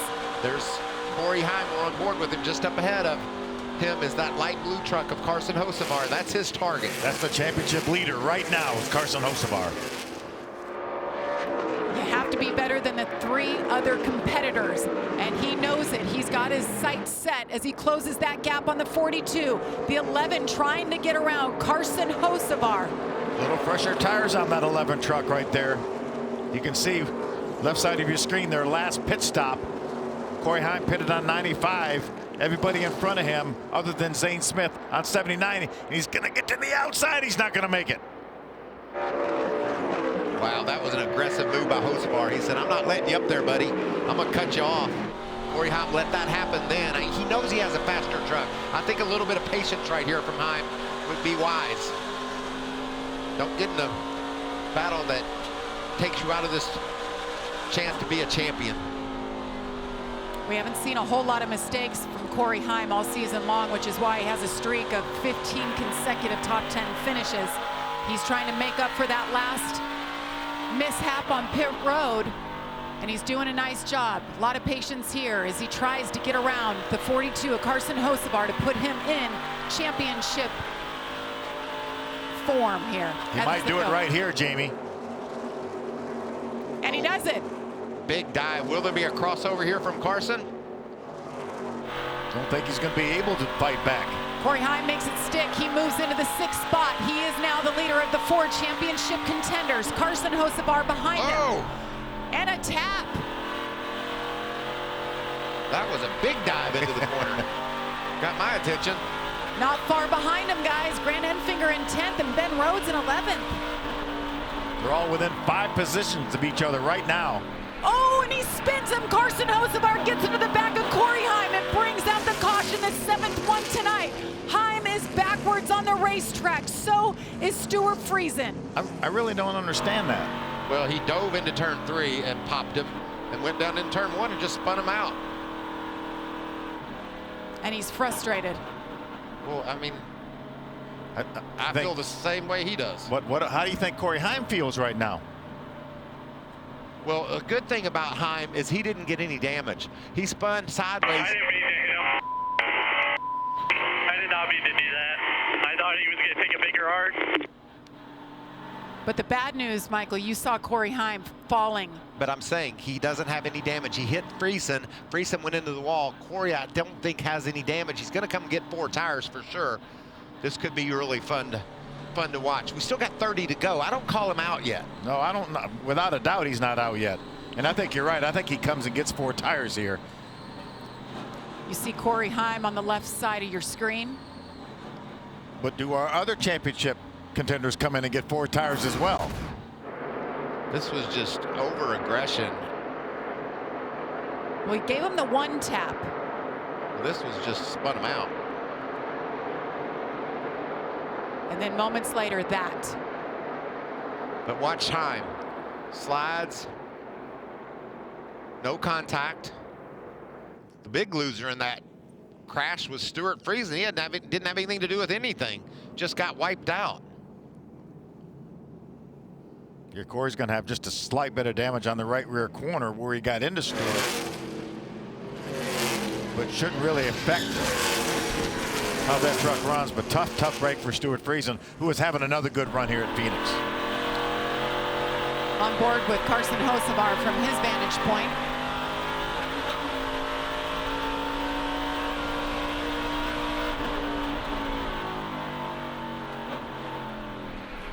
You see how much he slid up to get to the 11 of Corey Heim, a full lane up.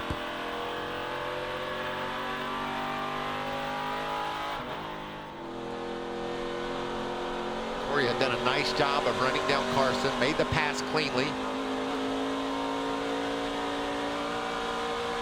I guarantee you Corey didn't see this coming. No, sure didn't. Right there, just up the hill.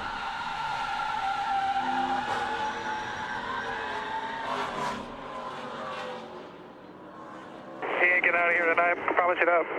Okay, bud, just take a deep breath. Reset. We can do this. He can do this, and I think what he has to do now, Phil, is just put that behind him. Go win the race. Come get those tires, Regan, and that's exactly what they're doing.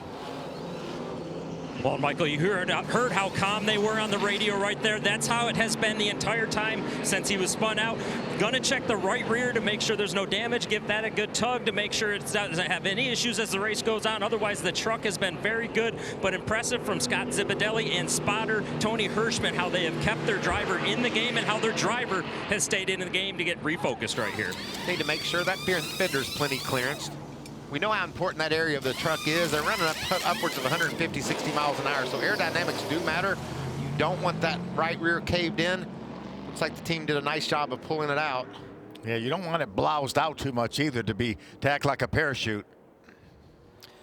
Cool, calm, and collected. We'll see if it'll be enough to get to the front. 28 laps to go from Phoenix. Getting down to business here in the Craftsman Truck Series. About 25 laps to go. Who will be crowned the champion? Major turn of events. As you saw, Carson Hocevar getting to the back of Corey Heim. He's shown his 21st. Carson Hocevar second right now, Regan. It's been a busy radio for Carson Hocevar. Take a listen to what the team had to tell him. I imagine there's no question that was on me, right? Yeah, I mean, he was holding you down like we were holding him down. Just got into his left rear. Need to shake it off here, bud. Refocus. Yeah, man, I don't want it. They've been trying to get him refocused, get his head back in the game. There's still a championship to win here. Trying to keep their driver in the game. Hard to shake that one off. As we're ready to go here, Nick Sanchez on the outside. He'll be the lead truck over Carson Hocevar on the bottom side of the racetrack. And green flag in the air once again. Great restart by Nick Sanchez, something we've seen all year long. 5-6 wide again. Terrible restart for Hocevar. Falling back through the field. 3 wide up front. Ooh, contact tight. up and there. They're still wrecking. How did they keep them straight? Like Sanchez ran Majeski into the outside wall. Christian Eckes, I think, got a piece of that as well. Jesse Love up there in the 6th spot. How about, is that Ben Rhodes? Ben Rhodes to the 4th position. And going forward right here. They have been working on this race truck. Ben Rhodes has been up front. He's been in the back, middle of the pack. Here he is in 3rd spot, and right now in championship form. If he can hang on here and stay ahead of the other 3, he will be crowned champion for the 2nd time. And there's contact once again up front. Nick Sanchez, Zane Smith. Wow, what action. Watch the 42 up front. See what happens to him on the restart. Got pushed sideways by the 98. And look at that orange number. Yeah, he's coming. Bright orange truck right up the middle, and watch Hocevar just fade. He's all the way back to 18th, outside the top 15. And there's contact. Hard into the outside wall goes Majeski. Ben Rhodes was really aggressive on this restart. There's Hocevar, the 42. Watch Ben Rhodes just drive right by. Golly.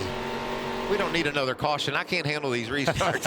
It's too crazy. Right now, Ben Rhodes and Grant Enfinger racing for a championship. There's Rhodes. Oh, trouble, Stephen Parsons. Big crash in turn 3. 3 trucks involved. Stephen Parsons, you see there, the 41 as well. That's Bailey Curry. And the 43 of Daniel Dye. Wow, that's not what Rich Lucius wanted to see. He's like me. Let's just run this thing out. I think we got in a pretty good spot. Did you just see or just say, Michael, you can't stomach another restart? I didn't want that because it's only going to get worse. They're just going to keep. It's going to be like the Xfinity race at Martinsville. They just keep pushing and shoving until there's nobody left hardly. This is a big crash. You see the oil running, water from the radiator running down the racetrack. This is going to take some time to clean up. Meanwhile, Corey Heim up to 12th. Don't forget him. I told you he wasn't out of it. And they're going to hear from him before this is over. Meanwhile, Carson Hocevar back in 18th after that restart. Does Stephen Parsons get turned here? Yes. He just got dumped by the 41 of Bailey Curry for some reason. And then you see Daniel Dye with nowhere to go. I think Stephen went to the 41 truck to say, what were you thinking? Man, I'd like to think we can get to the checker flags without having this happen again and again. We're going to have less than 15 to go probably. Well, we saw it with Hocevar just, you know, spinning out Corey Heim. Some of this stuff is, I know it's getting down towards the end of the race, the end of the season, but you have to race with a little bit more respect, I think, than what we've seen here. Well, I think a lot of people watched that Xfinity race last week and thought that was, there's Stefan saying, what could have possibly been you've been thinking?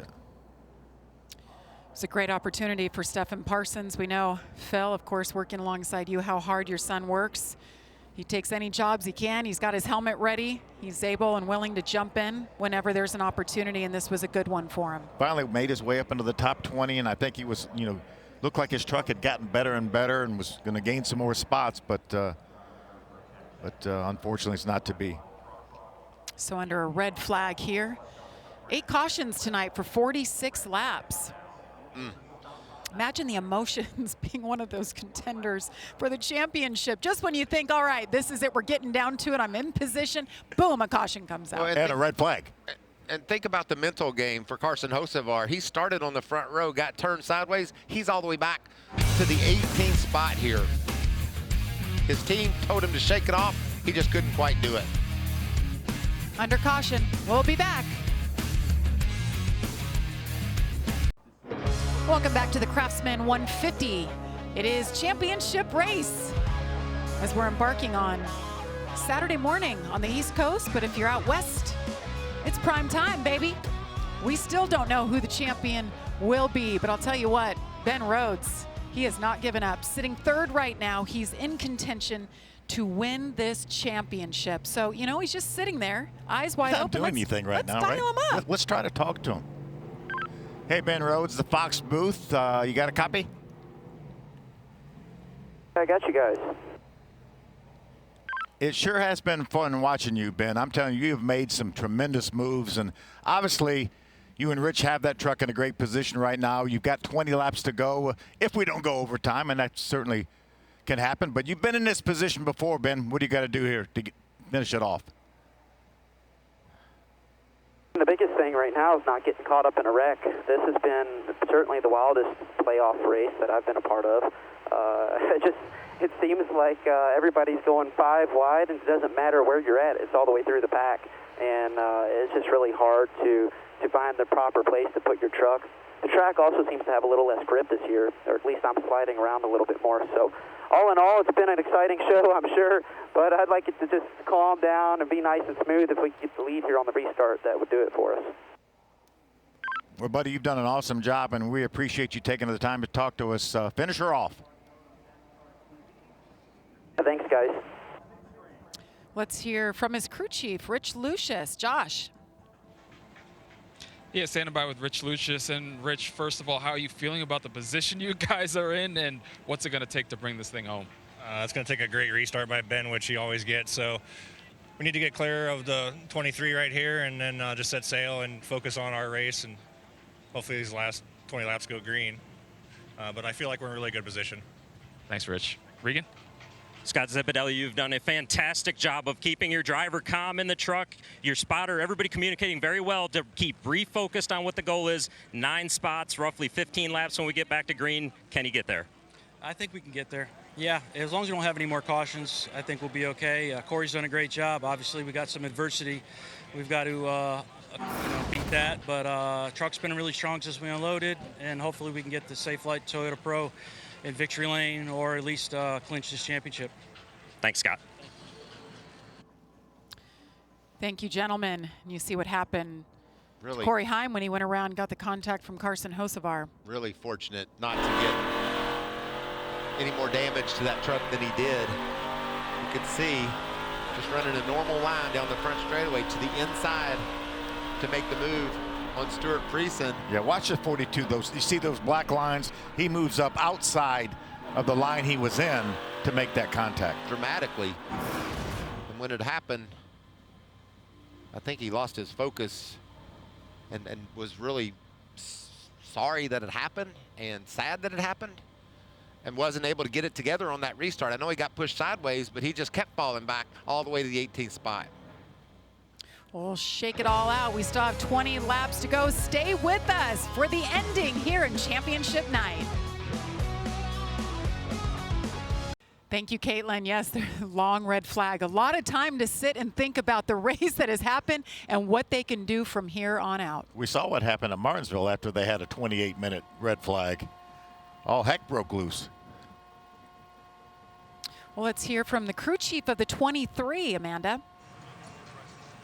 Jamie reported earlier in the show that Grant Enfinger is riding with a quote on his dash that says, "All things are possible for those who believe." You guys have executed perfectly tonight. Jeff, there is one truck separating you guys from a potential championship. Why do you believe that Grant Enfinger is the one that can do it? Well, I mean, it's a matter of it's who wants it the most, and I don't know of anybody else in this garage that when he wants something, he goes and gets it, you know, and we've been pretty fortunate. We've made all the right adjustments from practice yesterday. We weren't very good. We were a 10th place truck at best.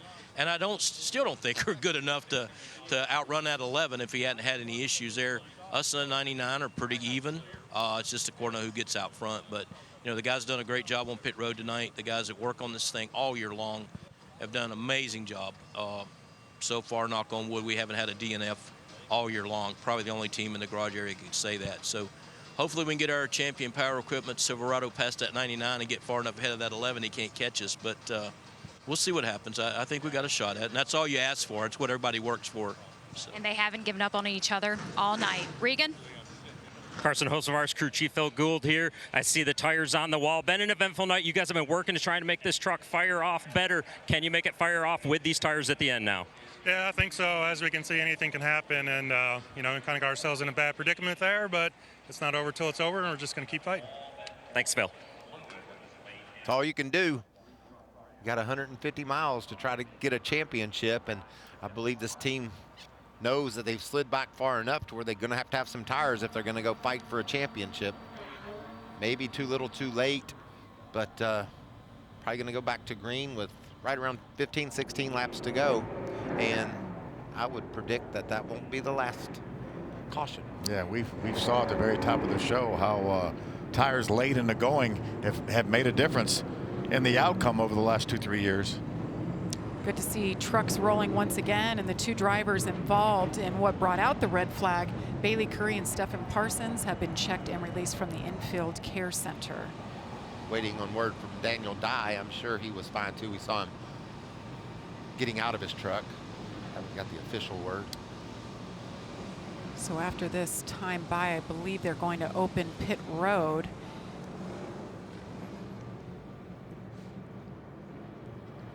Well, on the East Coast, they're just getting Saturday started. So start your Saturday strong with Big Noon Saturday as Fox and the 7th-ranked Texas host number 23, K-State.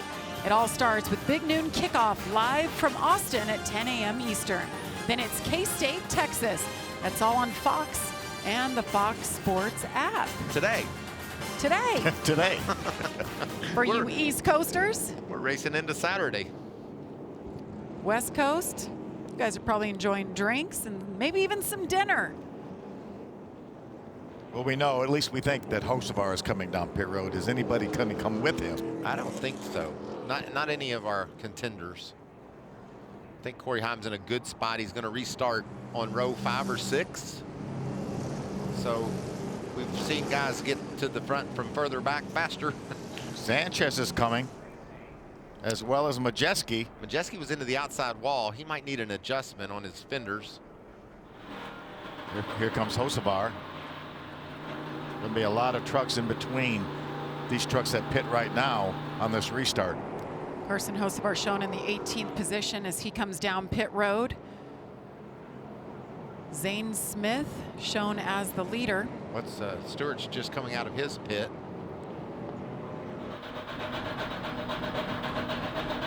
Regan, Carson Hocevar making his way to the pit box.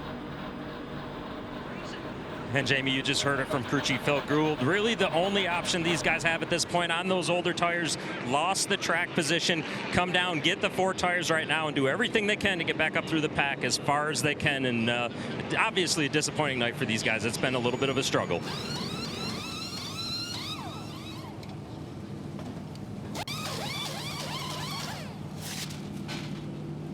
Nice adjustment there for the 42 as well. I think you saw Stuart Friesen showing his displeasure with the move that Carson made by slowing down as he went toward his pit, just to say, you know, I'm not cool with what you did. He was, of course, an innocent bystander. When Heim went around, he got into Stuart Friesen, who was running in the top 5. Well, here's our battle for the championship right here. Potentially the 99 of Ben Rhodes, the 23 of Grant Enfinger. And they're going to have company. They know the 11 is coming. Just going to be a matter if Corey Heim can get a clean restart, if we can keep our championship contenders out of the wall and race for it. I still feel like this is the guy you're going to have to beat. He's got better tires, he's got a faster truck, and he's motivated after getting dumped, racing in front of Carson Hocevar. Well, this has been fun to watch. It has. All night long, and now the 2 most experienced of the championship 4 right now running 3rd and 4th. Just unpredictable, just like we expected. I told you at the start of the show, I love Championship Friday night. It has a little bit of everything, and we've seen that. A dominant truck here for Corey Heim. Now he's in a position where he's going to have to really get aggressive to get through this field. We're going to restart with less than 15 to go, or right around 15 to go. You know, a couple of the trucks in front of Corey Heim are his teammates, Taylor Gray and Dean Thompson. We're going to start choosing here. Do those guys just get out of the way?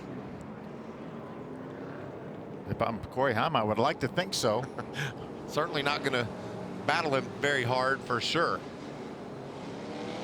Let's see what they decide to do. Anybody going to cut Corey Heim any slack? Zane's going to take the outside. Ben the outside. Grant Enfinger will line up side by side with him.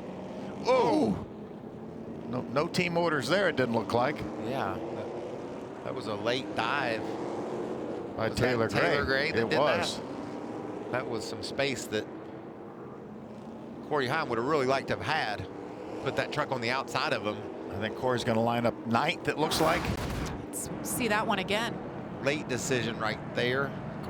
I'm glad Corey was paying attention. Yeah, exactly. Like, what are you doing, man? What are you doing? What a crazy night for this young man. Remember at the top of the show, we showed Sheldon Creed winning this race in 2020. Went from 9th to the lead in 1 lap with fresher tires. Didn't I tell you I couldn't handle another restart? Well, my hands are sweating. The nerves. I'm all messed up over here. It's been fun to watch. I got bad news. This might not be the last restart. I'm going to go with it won't be the last restart. Keep an eye on that row 2. That's our championship battle for now. And they couldn't care less about that row 1. They want them to just go. Get out of here. I don't care. Just don't hold us up. Championship night. NASCAR's biggest weekend. All comes down to this. And green flag is in the air once again. Keep your eye on the 23 and the 99 in row number 2. And where's Corey Heim in all of this? He's coming down to the bottom. Ooh, Ben Rhodes is slow on the high side. Loses a spot to Jesse Love. Ben Rhodes back to 6th now. Look at the 11 on the outside as they battle down into turn 3. Jesse Love right on the back of Chase Purdy, but here comes Heimer on the outside. He can see the guys he's racing, but he slides off turn 4. Slipped a little bit there. Long way to go, 14 laps to go. See Ben Rhodes trying to chase down Grant Enfinger. And he's there, Phil. Gonna try to move to the inside of Grant. These two can't seem to shake each other. Keeping their eyes on where that 11 is. They know how good, how strong he's been tonight. Corey Heim led 47 laps. Got a hit from Hocevar. Went around, has had to fight his way back. Corey Heim in 7th now. Grant Enfinger with control of the championship as it stands right now, trying to hold off the 99 of Ben Rhodes. There's plenty of time left, but if I'm Ben Rhodes, I want to try to make quick work of him if I can, because you never know if another caution comes out, you have more restarts. Corey Heim up to 6. 2 spots from where he needs to be. Meanwhile, Zane Smith doing what he did last year, leading at the finish, trying to pick up his last win here in the Truck Series before he moves on to Cup. But all eyes right here on Grant Enfinger, Ben Rhodes. I'm worried about Corey Heim. Hasn't made much progress since he got around Jesse Love. You can see Jesse Love battling back to the inside. Maybe that right rear damage has hurt the performance of that 11 truck. We talk all the time about how critical that right rear corner of these trucks are for side force. He's about 2 seconds back from Ben Rhodes as it stands right now. His teammate Jesse Love on the inside. Yeah, that's just... He needs those positions. Yeah, this is a result of that right rear damage, I'm sure. He was so strong early.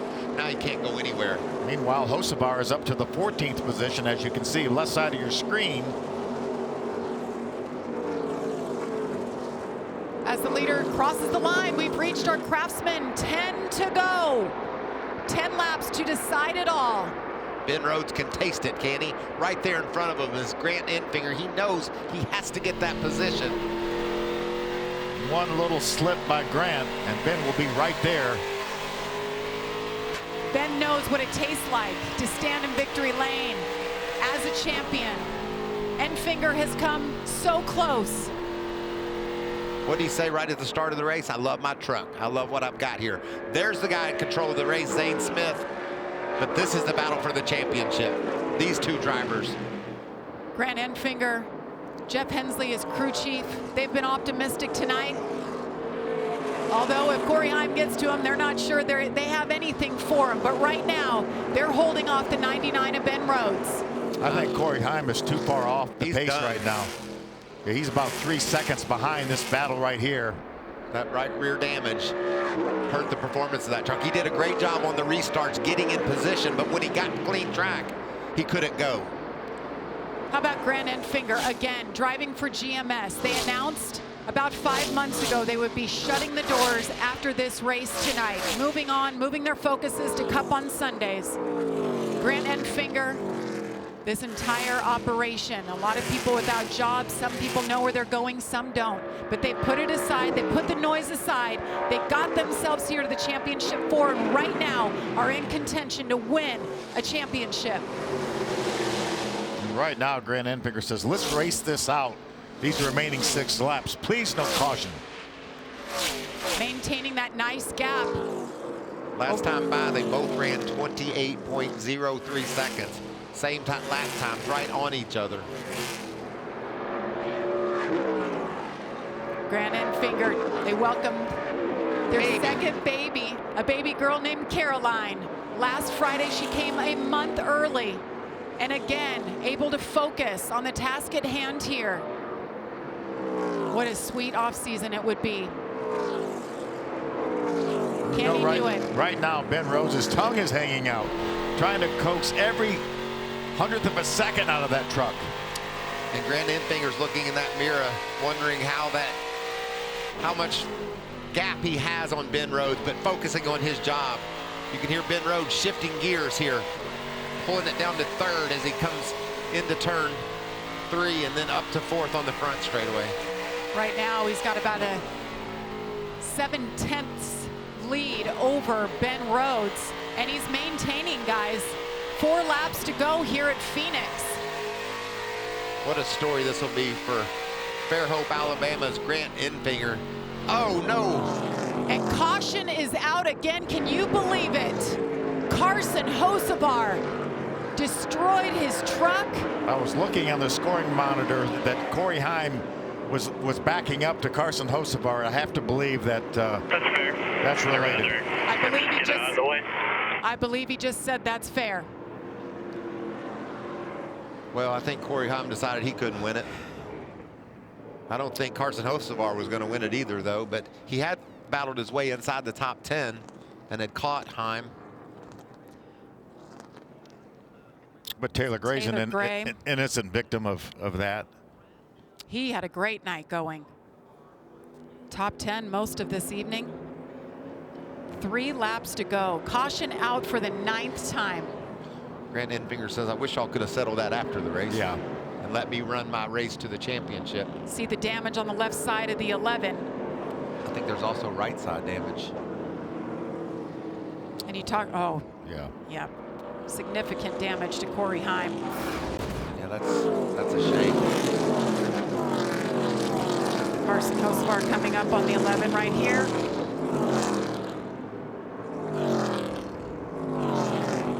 And you see Taylor Gray around. Yeah, that's what we call payback. You know, Corey doesn't want to wait till next year. He wants to make sure.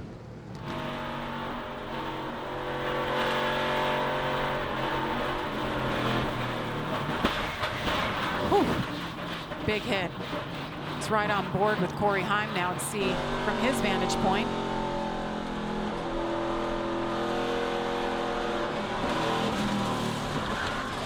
Oof.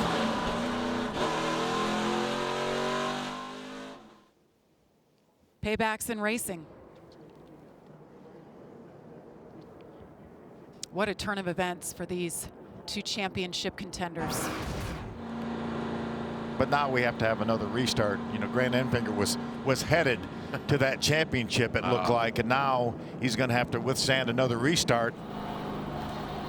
And then the choose, where do you go? And you know, Grant and Ben both are going to be dependent on Zane and Christian getting the start they need. There's Maury Gallagher sitting on top of the pit box right now for Grant Enfinger. Yeah, Mike Beam up there as well, along with Jeff Hensley. But how about for Ben Rhodes and Rich Lucius right now? Now's their time to pounce. They weren't making up any ground as those laps ticked on by. Gives them another life. But I hate it happened that way. I don't like that either. No, that's just guys racing for a championship. And well, we're going to have NASCAR overtime, but first we're going to step aside as we take one more look here. What happened? Corey Heim, Carson Hocevar, two of our championship contenders. Bam! In the wall. More from Phoenix after this. Not happy. And we welcome you back to the Craftsman 150. It's championship race night, and we can taste it. Oh, so close. As you see there, NASCAR overtime. And Ben Rhodes right now sitting fifth, but could trouble be brewing? So when I'm at speed, I can shift fine. It goes into fourth gear fine, but I probably, I don't know, over half the restarts tonight, I go to get it in the fourth, and I'd say over half of them, the first attempt into fourth gear doesn't go. But I have enough momentum, I'm able to recover because I get a good, you know, first, second, third, but third to fourth, for whatever reason, isn't working. that's trouble, or could be. If he can't get a clean shift into fourth, then he wouldn't have to really shift, I don't think, Phil, until he got down the back straightaway, and he needs to grab fourth then. So maybe if he gets a great start, he's got enough room to work it into gear.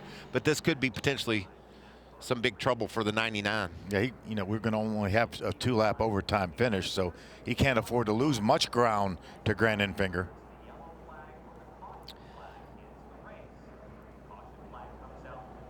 I have to believe that Zane will take the outside again. I would think Christian would take the front row. And that's like I said, those two need that front row to get a great start so that they're at least even.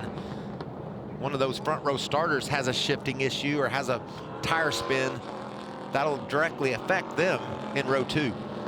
Not the way he wanted to end his night here for the championship race. Carson Hocevar making his first championship appearance, and you see his truck being taken out on the wrecker. Meanwhile, Zane Smith continues to lead here. He's led 26 laps and counting. Hard to believe that he's only won one race this year, and that was way back at race number 1 almost 9 months ago. So fast, though. And right. The crazy thing is Phil and I have some garage sources. And number 38 and number 19 was on everybody's short list of who was going to win this race, and there they sat. And what disappointment it has to be for those two not to be in our championship 4. I think they were on a lot of people's championship 4 list, and Christian Eckes can taste it. That last lap move at Talladega that went wrong, the pit road issue that he had at Homestead, also that restart violation, all those mistakes just have to get you in the gut. Same thing for Nick Sanchez. Remember, Nick Sanchez tied for 4th and lost on a tiebreaker to a better finish in that round to Ben Rhodes. And remember, he ran into a Tanner Gray on the way to pit road, and his pit stop was 8 seconds slower than his average pit stop, and that was under green. And all he needed was one more position on the racetrack, just one more. Grant Enfinger, Amanda, went to the outside, got Ben Rhodes down on the bottom. I'm taking a look at Jeff Hensley. He's finally sat down after slamming his hands at the side of that caution. We were talking about the payback between Corey Heim and Carson Hocevar, but what we forget is it affects everyone else in this race, including Grant Enfinger and Ben Rhodes. Grant has radioed over that his truck feels great. He knows that Ben Rhodes is having shifting issues, but I think one of the things that needs to be said, the radio from Grant Enfinger, the team said those guys are classless. Well, frustrated with this caution coming out once again, and understandably so. But good news for Grant Enfinger fans. Everything sounds good, copacetic inside that racetrack. Oh, man, but this is intense. Check out the overtime rules there. 2 laps. The leader takes the white. The next flag ends it. Caution prior to the white, and we get another restart. Guys, keep an eye on that 2 truck of Nick Sanchez. He has the freshest tires right now in the top 10, about 10 laps fresher than the rest of the field. Got to have a perfect restart. Perfect restart right here. Here we go. NASCAR overtime at Phoenix Raceway. Zane Smith, Christian Eckes, they're crowding up. Here comes Ben Rhodes. Watch out. That orange and black number 99 up the middle. He doesn't make it stick. Grant Enfinger is right there. Those are the 2 battling for the championship. They're together off turn 2. Contact back there. The 23 Enfinger looked like he got into Christian Eckes. The battle for the lead. How about Ben Rhodes? Look at Grant Enfinger's in trouble. And there's a caution. Again. It came out before the white flag. Oh, Ben Rhodes could see that white flag, and they pulled it back and threw the yellow. Derek Kraus around in turns 3 and 4. And we had just heard Ben Rhodes talking about his shifting issues and getting it into 4th. He had a great restart. He didn't have any problem that time. No, he didn't. Grant Enfinger, though, may have a little bit of damage. There was some contact.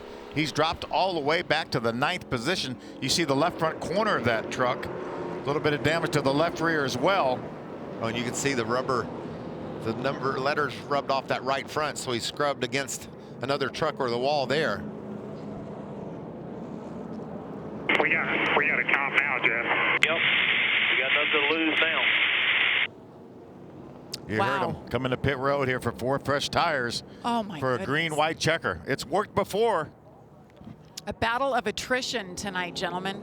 But we're going to have 22 trucks on the lead lap. This is a tall order to think that he could get it done. But who's to say we won't have multiple restarts here the way these cats are driving? We can clip off 5 or 6 trucks on each restart and have a couple 3 of those. Man, Ben Rhodes did everything he needed to do on that restart. So let's take a look back at that last restart from overhead. Well, you got to give it up for Ben Rhodes. He was so aggressive. Look at this. Hoey squeezes it in. And Grant got hung behind Zane, who really didn't get the jump that he needed. Here I thought Grant was going to be okay, but then he gets squeezed by the 19 of Eckes. And watch him fall back after that.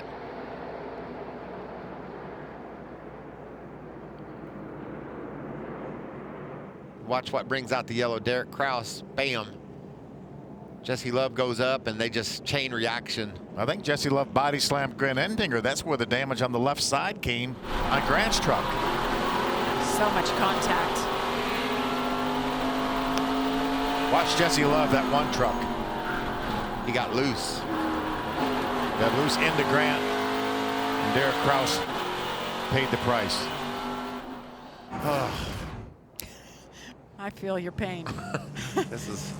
It's just an emotional roller coaster. It is, because you know what it means to these guys. Grant Enfinger could taste the championship. And here he comes, takes that left-hand turn. He's coming down pit road. Now he's going to restart outside the top 20. Oh. 2 restarts ago, we were getting ready to crown him a champion. Pop some champagne, right? That's right. Amanda. This team has been absolutely flawless all night, and this is what it comes to right now. You heard Jeff Hensley say we have nothing to lose, and the crew guys jumped into action. Grant Enfinger coming in for tires and fuel. Jamie? You see him pulling those fenders. So we'll have another NASCAR overtime, our second attempt here. The ball is in Ben Rhodes' hands, in his court, as they say. Yeah, unfortunately though, if it turns out that way and Grant's not able to make a miraculous recovery, then he's going to feel like he got cheated out of this championship.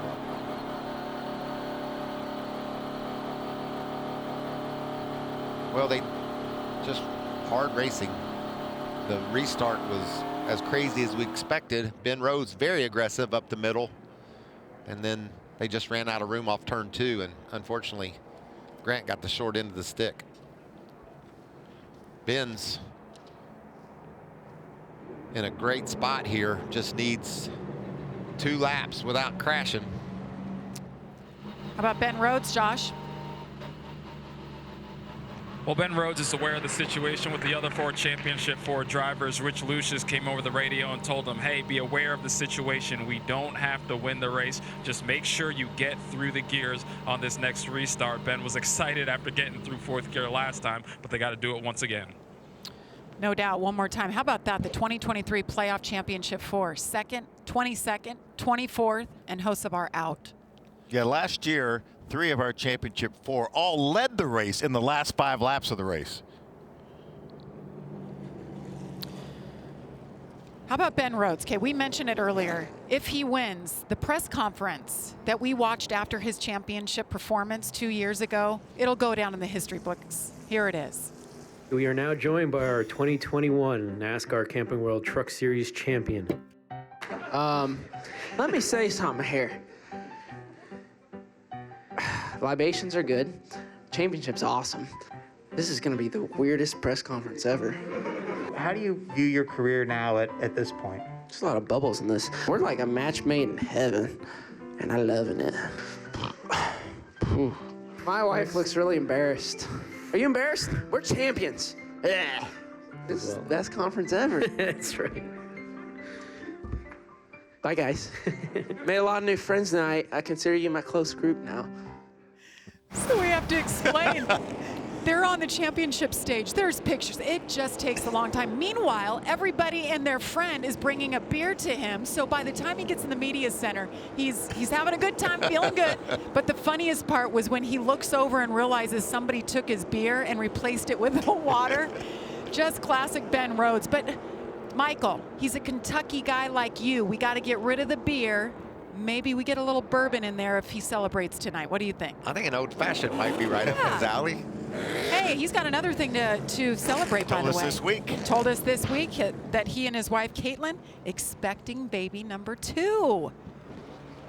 Where'd all the yellow guys go in our pylon?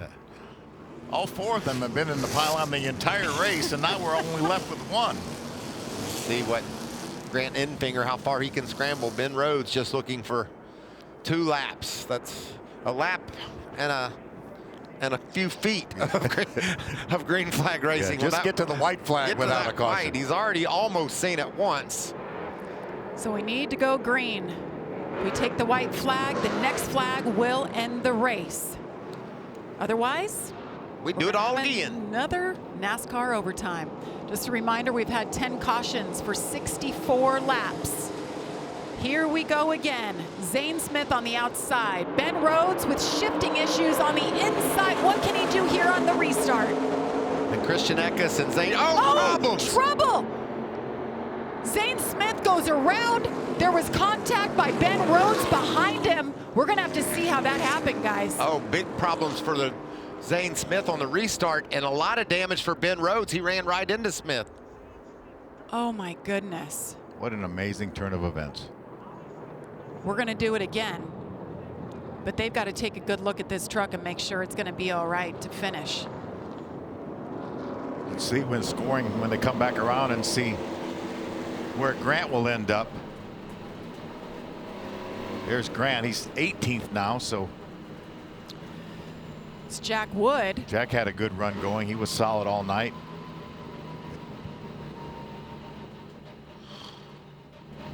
We need to see what happened here. I believe there was just problems getting through the gears, maybe for Christian. One of the front two trucks. Missed the shift. You're fine. You're fine. You're fine. Fine. The fender's fine. It's on the tire a little bit, but you're fine. We're staying out here. So slight fender rub, but we don't see any smoke. Whew. I think that I feel like I don't know. Ooh. That was coming to the green. So what happens after they take the green is the question. Somebody missed a shift. I think Zane missed a shift. I think it was Zane as well, and he hit the back of Zane. And there's the jump. And right here, he pulls down in front of, and there it is, missed the shift, and bam, just nothing in the world Ben Rhodes could do. Missed the 3-4 shift.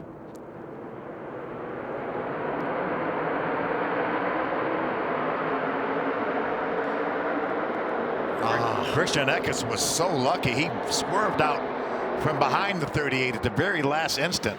Well, go on board here. This is on board with Ben Rhodes, and you can see when Zane jumps, gets a great start, he's able to pick what line he wants, and he went to the bottom right in front of Ben.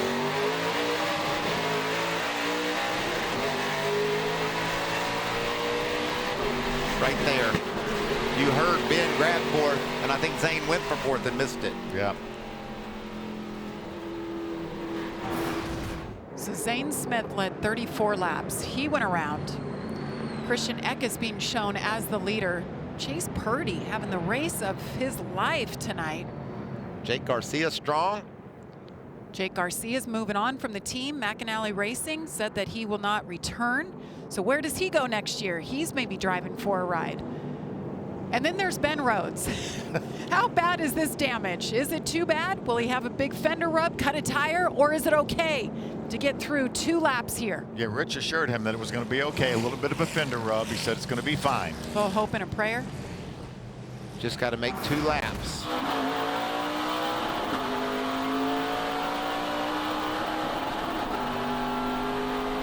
And there's the mess. Does Grant just slip through here? Oof. Oh, barely. And that's Enfinger back in 17th. So remember, Hocevar is out. Enfinger would be the next guy, obviously, in line back there in 17th, if something happens to Ben Rhodes where he can't complete these 2 laps. But they think they're good. It doesn't look like it's rubbing at all. I think we're going to be fine. We got what we got at the moment. Yeah, meaning it's good, or yeah, meaning it's rubbing, but you're not going to tell me. It's fine, but it's fine. Either way, we're not changing. It's fine. It's going to be what it is. It's fine. Uh-oh, is it flat? No, I don't think so. Don't say it, Michael. I think that doesn't look. Maybe it's just flat. That's a rub, though, isn't it? Yeah. That's what's changing the color of the tire. Yeah. When they go green, it's going to start smoking big time, I believe. Rubbing that Goodyear off that tire. And may I point out, I said I believe. I said it's going to smoke big time, I believe. It might not. This doesn't look good to me. Rich said it's okay.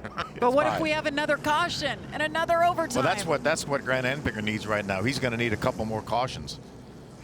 I'll tell you what's going to happen if we have another overtime is we're going to invite another time zone to Saturday morning racing. We're not far away from doing just that. We're going to invite that Central Time Zone. Yeah, they're coming on over. Be celebrating a championship on a Friday night and a Saturday, depending on where you are. So Corey Heim continues. He actually got the free pass. He was a lap down with the repairs they had to make, and he got the free pass that time.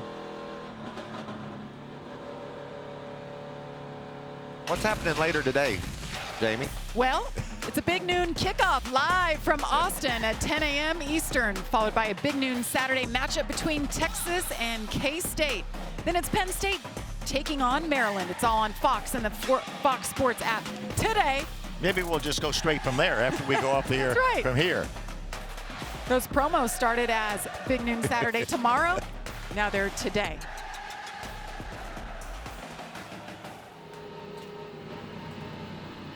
Again, depending on what time zone you're in.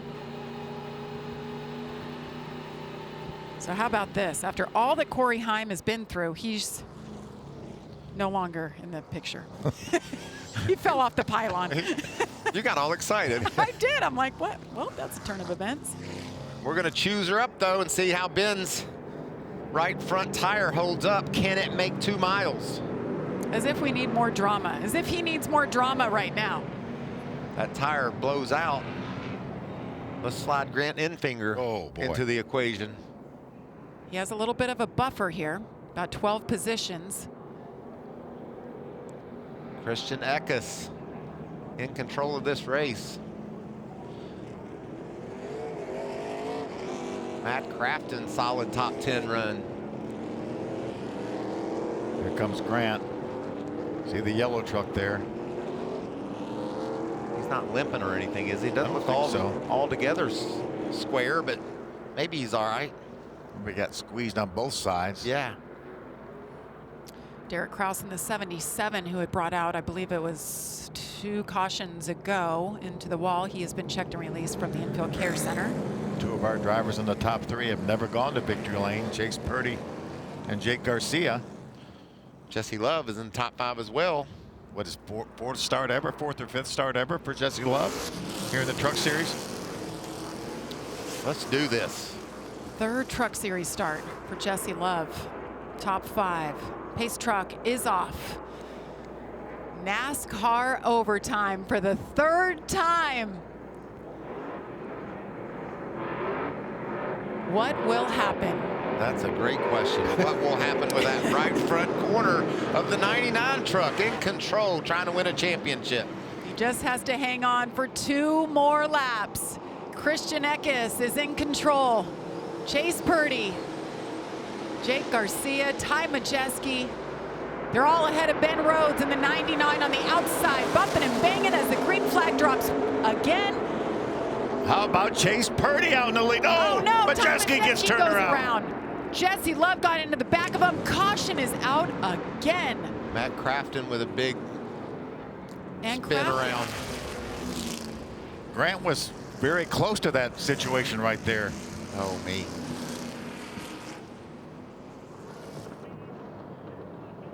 It's working out as good as it could possibly work out for Grant. 12th caution. Hangarani.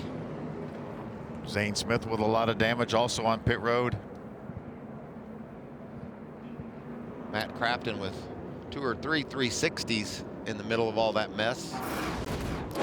Watch this restart. How did it all start? Yeah, Jesse Love is gonna get to the inside of Majeski and turns him around, and then they start running at each other up on the racetrack. Meanwhile, Ben Rhodes is saying, look, I got through the gears. My tire's still up. Doing everything right. I think if I'm Ben Rhodes, I feel a lot better right now because I know I can go. And there wasn't a lot of smoke off the right front of that truck. He's got something he can race them with. You can see his good restart there. It's hard to really put that on Jesse Love, though. He was trying to make his move around the inside. A lot of other trucks involved as well, though. It was not a real good start by Eckes. Looks like he spun the tires, Michael. And look at that push Purdy got. And then Love just tried to squeeze in, I think, there on Majeski a bit. Colby Howard, the 9 truck, also involved. He made some contact with the outside wall. Zane Smith, not the way he thought he'd end his night. On board with Grant Enfinger. Watch how close Grant comes to being involved in this.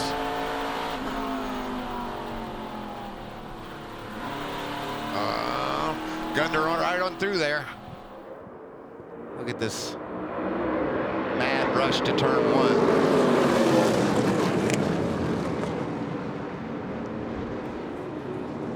Everybody able to drive away, though, so maybe it'll be a shorter caution.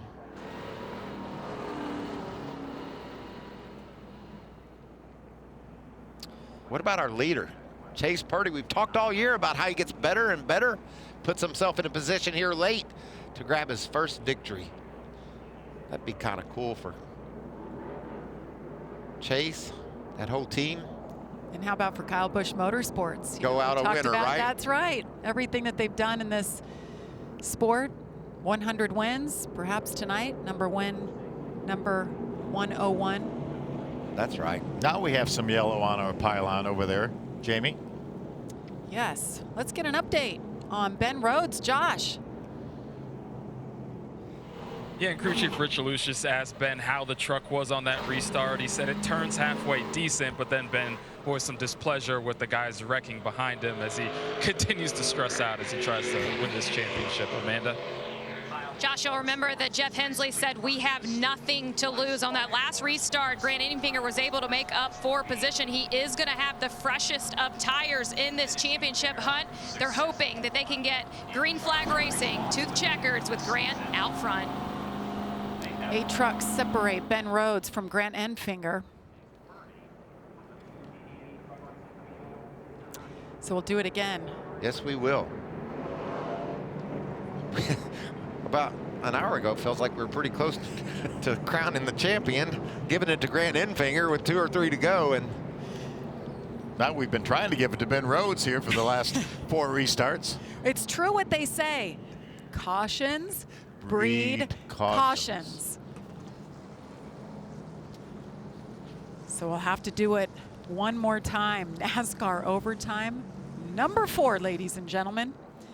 For you following along at home, thank you. I think 4 is the record that we've ever had. It'll be worth it, though. Stick with us. See who the champion will be. 23 races over the course of 9 months to get to this point. Michael, you said it earlier in the show. Tonight can change lives. yes, it can. You walk around with a NASCAR championship in one of these big series, the big 3. And so often you hear a guy that won a championship and they say it just makes them hungrier to do it again because there's so many things you forget about the night and what happened. You want to go back and relive it. And Ben might have forgot a lot of things. he knows it was a good time, one way or another. There was bubbles in his water. It really had him intrigued. Whatever happens, if he wins the championship, they need to just put a camera on him and just follow him around. Yeah, mic him up and put a camera on him. The Ben Rhodes simulcast. Ben told me the other day, he said, you know, Mike, I don't drink much, but when I do, I do it right good. Just don't forget, too, that his truck owner, Duke and Rhonda Thorson, trying to win another championship. They've done so much for the sport here. Look at that damage on the front of the 1 truck there. You see Jesse Love right behind Ben. Got that right front damage. How about the 0-2 of Caden Honeycutt right now running in the 6th spot? I looked back earlier in the race because I've always got my eye on Caden. I think he does a really good job in whatever he gets in. He was running 27th or 8th, and I'm like, you know, darn, I thought he would be better than that. And look at him now, all the way up in the top 10, running in 6th. You mentioned Duke and Rhonda and their daughter Allison and how much she's done with this race team. 4 championships over the years. Their commitment to the series has just been incredible. On the cusp of maybe winning championship number 5. Yeah, 3 of our 10 playoff contenders all came out of ThorSport. Obviously, Ben Rhodes, the only one left. That's Jesse Love's truck. Oh, boy. It's a bit of a bumper bar that's gone awry there. Michael, so what you got, Jamie? I was just going to say that, you know, I'm just thinking big picture. You know, the bourbon and celebration and maybe like a chartered yacht or something. Oh, I don't know. Coming up. I'm trying to weave tapestry. How long have we been on the air? Hey, look at us, last week. We started yesterday. I know that. 12:40 on the East Coast, but the Fort Lauderdale Boat Show coming up November 12th at 6 p.m. on FS2. It's like Lifestyles of the Rich and Famous, Michael, and you were there for the first time. Yes, along with my buddy Ricky Carmichael, we were judging the boats, checking out the creativity, the ingenuity, just how beautiful those boats were and how crazy powerful some of them are. I think you should have bought us about a 50 or 60 footer, Michael. Yeah. That was a few investments ago, Phil. I might have been able to figure that out. But I've bounced along with some questionable decisions with life in general, but it's all working out. Let's go racing before we get in any deeper into what I've done wrong. All right, lights out. Here we go. Ben Rhodes to the bottom. Choosing once again.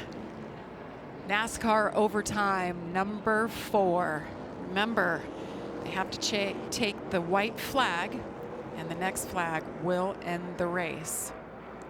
Whether it's a caution or the checkered flag. We haven't been able to get to that point yet.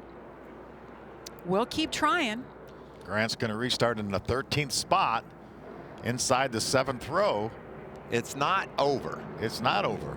And I mean literally, because we could see another overtime, but Grant Enfinger can see Ben Rhodes.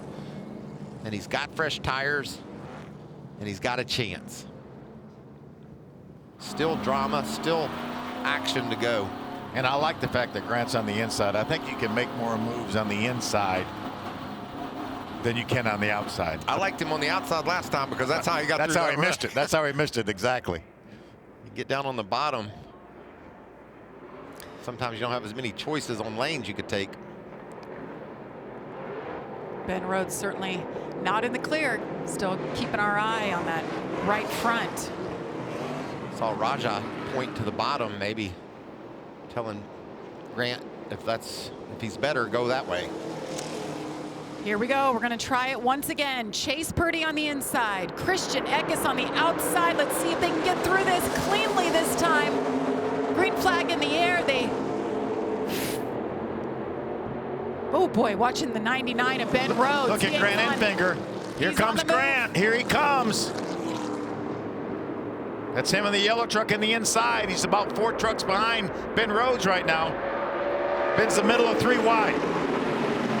Christian Eckes out front. We've got a truck in the wall. Tyler Ingram in the wall. Are they going to keep it green until the white flag comes out? They took the white. This is officially the last lap of the race. Can Ben Rhodes hang on? Grant Enfinger making a charge on the bottom. They're going to go side by side around the final lap. Is it going to be Ben Rhodes? Will it be the yellow truck of Grant Enfinger? They're rubbing back there. Right now, advantage to the 99. Grant Enfinger is going for it. To the outside he goes. It's not enough. Ben Rhodes wins the championship at Phoenix. Oh, me. Whew. That was worth the wait. What a drive by Grant Enfinger, but even more so by Ben Rhodes. Staying cool, staying calm, and holding off Grant Enfinger. That was amazing. Even after they took the checker, Ben was afraid to back off the gas. He kept on going. Ben's eyes, you could tell, he's like, is it over? Is it really over? Did we do it? Look how they finished, 5th and 6th. Christian Eckes gets the win. Great drive by him. Cap off an incredible season, his 4th win of the year. What about 2, 3, and 4? Jake Garcia, Chase Purdy, Jesse Love. Great finishes by those 3 with a chance to win. Caden Honeycutt comes home in 6th. Dean Thompson, 7th. You could tell Ben Rhodes is smiling under that helmet. The 26-year-old from Louisville, Kentucky. His 2nd career championship in his 8th full-time season. I can't believe it. Thank you guys for everything. This is incredible. I'm so appreciative and grateful for this opportunity, everybody. Think about the season that Ben Rhodes has had. 3 different crew chiefs that he's worked with. Couldn't find the results, couldn't find what he was looking for. Barely made it out of the round of 10. Didn't even have a top 15 finish in those 3 races. But then did they turn it on in the round of 8? Duke Thorson decided they needed to put the magic back together. Put Rich Lucius back with his driver Ben Rhodes after winning the championship 2 years ago. They come out swinging in the round of 8. 7th, 2nd, and 2nd. They come to Phoenix and win the championship. Well, let's hear from our winning crew chief. He's with Josh. Rich Lucius, you return to the 99 team and you end the season with a championship. You had to sweat that one out at the end, huh? What a crazy race. I mean, but it's about this team. It's about this 99 team that's been through so much this year. And Josh Hankish in our shop actually said this all properly. He said, we're like a baseball team. We had a starting pitcher, Jared Prince, that got the deal going and got the win at Charlotte, and then we got Brian Ross come in the middle there and I came in and closed the deal out. So I can't be more proud of these guys, and I'm happy for these guys. And I also want to say thank you to Grant for racing us clean at the end, because he could have easily dumped us like everybody else did all night long, but he raced us clean. So I'm just grateful. Congratulations, Rich. And remember, it was the call by Rich Lucius. The call of the year 2 weeks ago at Homestead. Brought his driver down, put tires on it, and they fought. They fought their way, and it came down to a tiebreaker between him and Nick Sanchez. It went to Ben Rhodes. It put him in this position, and they fought till the end. Had a tire rub on the right front. Couldn't get it shifted into gear in fourth gear. Had issues on the restarts. And look at that truck. Wow. Every corner of it's used up. In Vegas, they say that's battle born. I believe it was. What a race. Championship flag.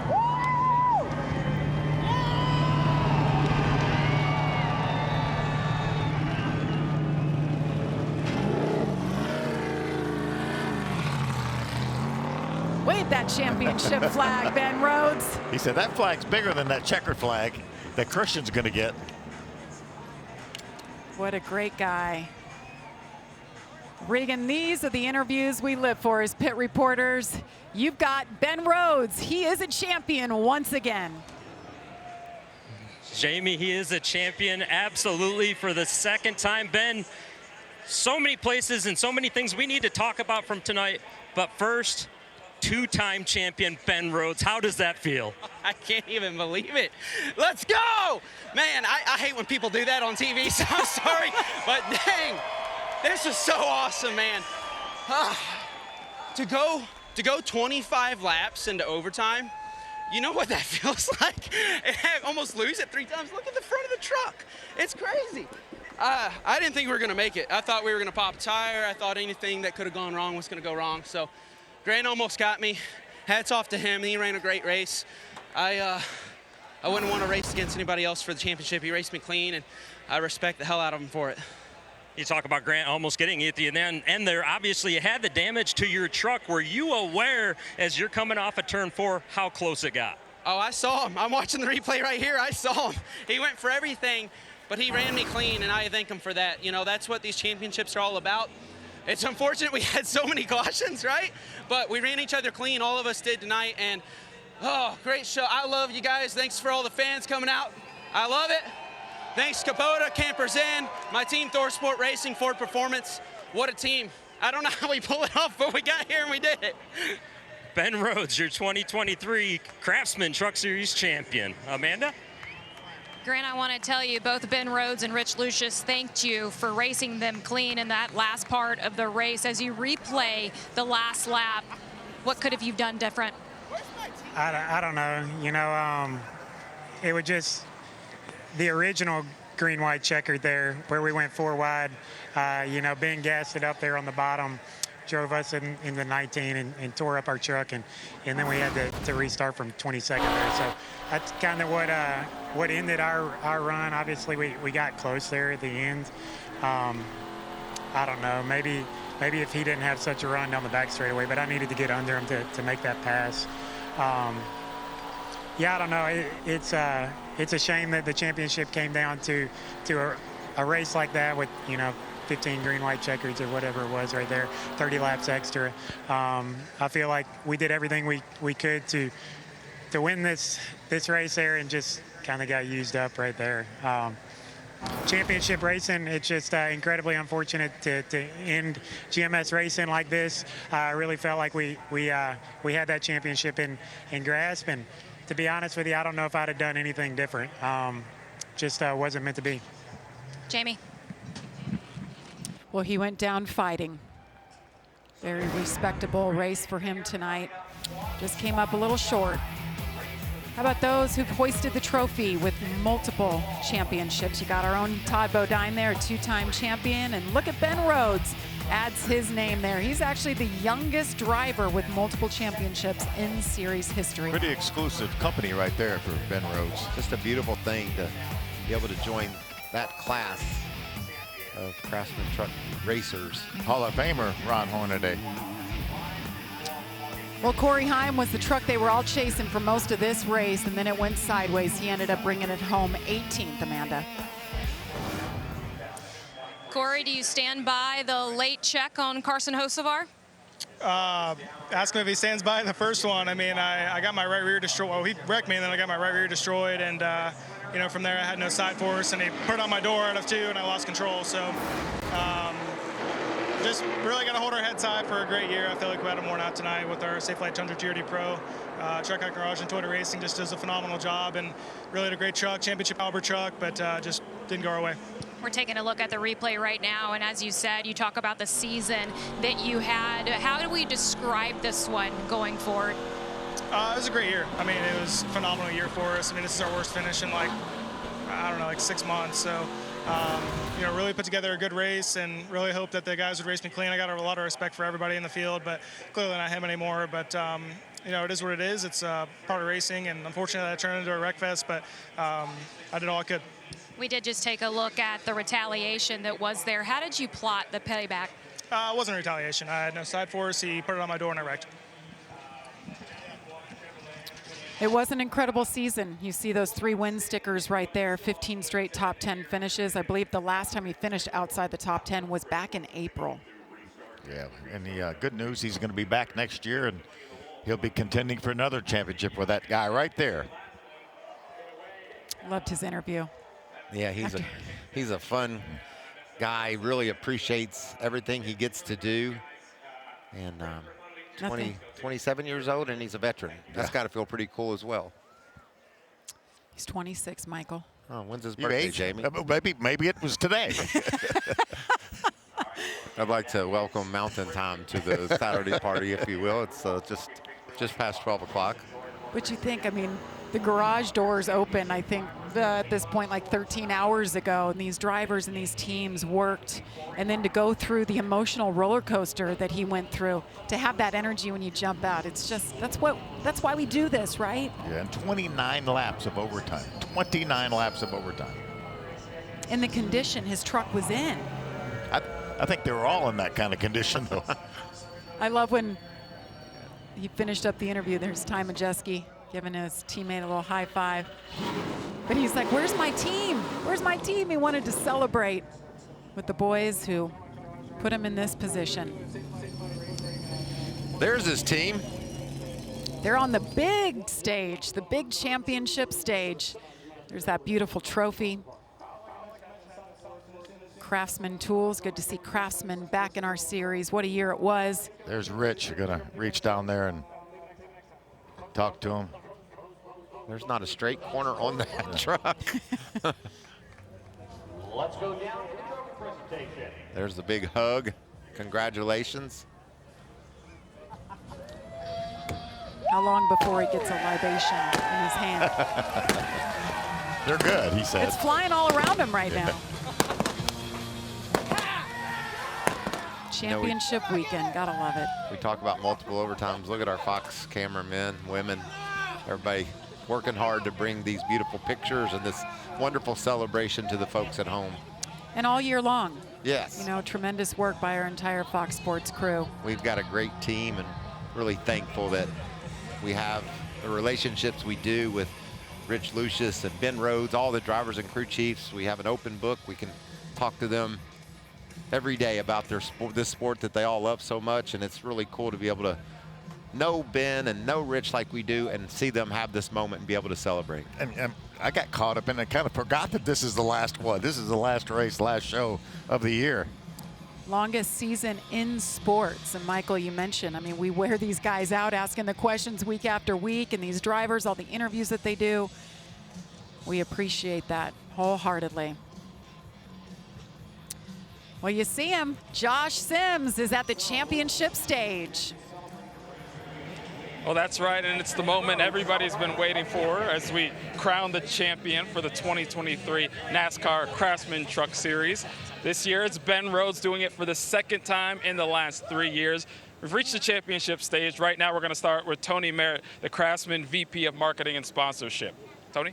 Awesome. Well, Ben, congratulations. What a race. On behalf of Craftsman, congratulations on being the 2023 Craftsman Trucking Champion. I messed that up, but that's all right. Congratulations. And now I'm going to turn things over to Ben Kennedy, NASCAR Senior VP of Racing Development and Strategy. Thank you, Josh. Ben, it feels like it was just yesterday we were standing on this same exact stage, crowning you as a Truck Series champion. That was 2 years ago. And now you're a two-time champion. You join an exclusive list of competitors that are able to say that. You made us proud 2 years ago. I know you're going to make us proud again this year. So on behalf of NASCAR, the amazing fans we have here at Phoenix Raceway and the million fans around the world, congratulations. You're a 2023 NASCAR Craftsman Truck Series champion. Here's your trophy.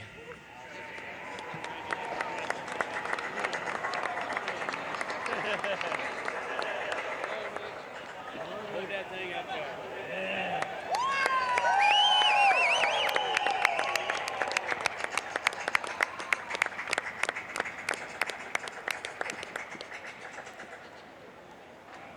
Ben, first of all, congratulations. Second time in 3 years, you are on this stage celebrating a championship. You had to sweat this one out. They all are. How does it feel, though, compared to the first time around? Oh, just as good. I mean, look, the first one was a relief because I was down and out, and we somehow made it back on a green flag run. Now, I was just stressing for 25 laps in overtime. Messed up hood, the transmission's not shifting properly, wheels knocked out of whack, and here comes Grant on new tires. But thanks to him for racing me clean. I think we all raced each other very well tonight.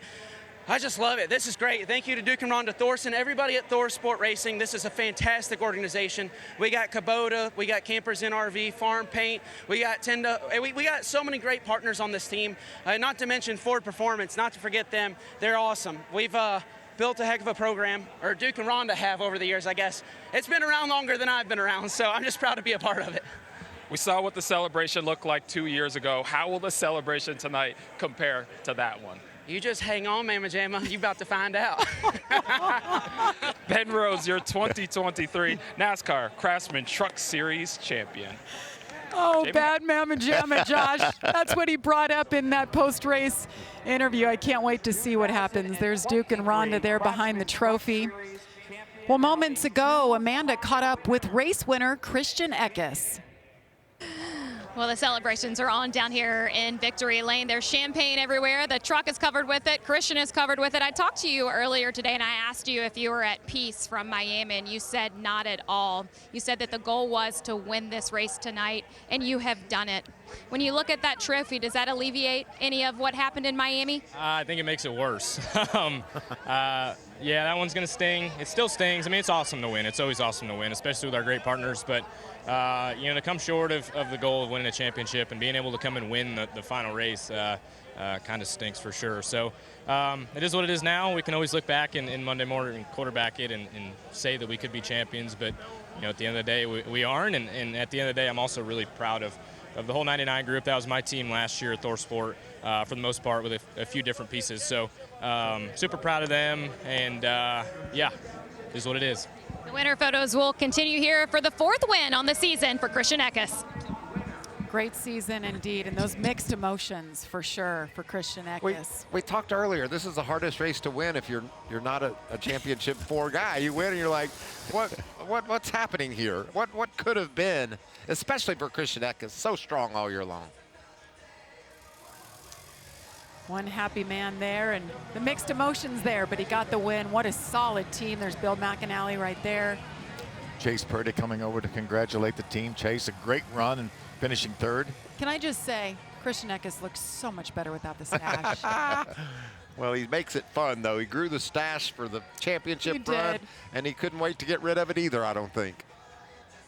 Championship champagne ready to fly, put their hats on backwards, get the goggles on.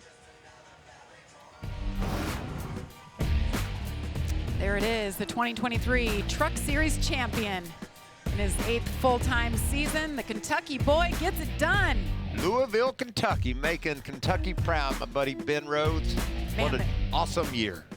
They really turned it on. Got one win this season. We counted him out. I think a lot of people did. They didn't see him making it to the championship four. Man, it was lightning in a bottle. Can you guys believe, though, 106 days away, February 16th, it'll be the 2024 NASCAR Craftsman Truck Series start to this season. It's already around the corner, but we've got a nice off season to come. But we thank all of you for riding along all season long.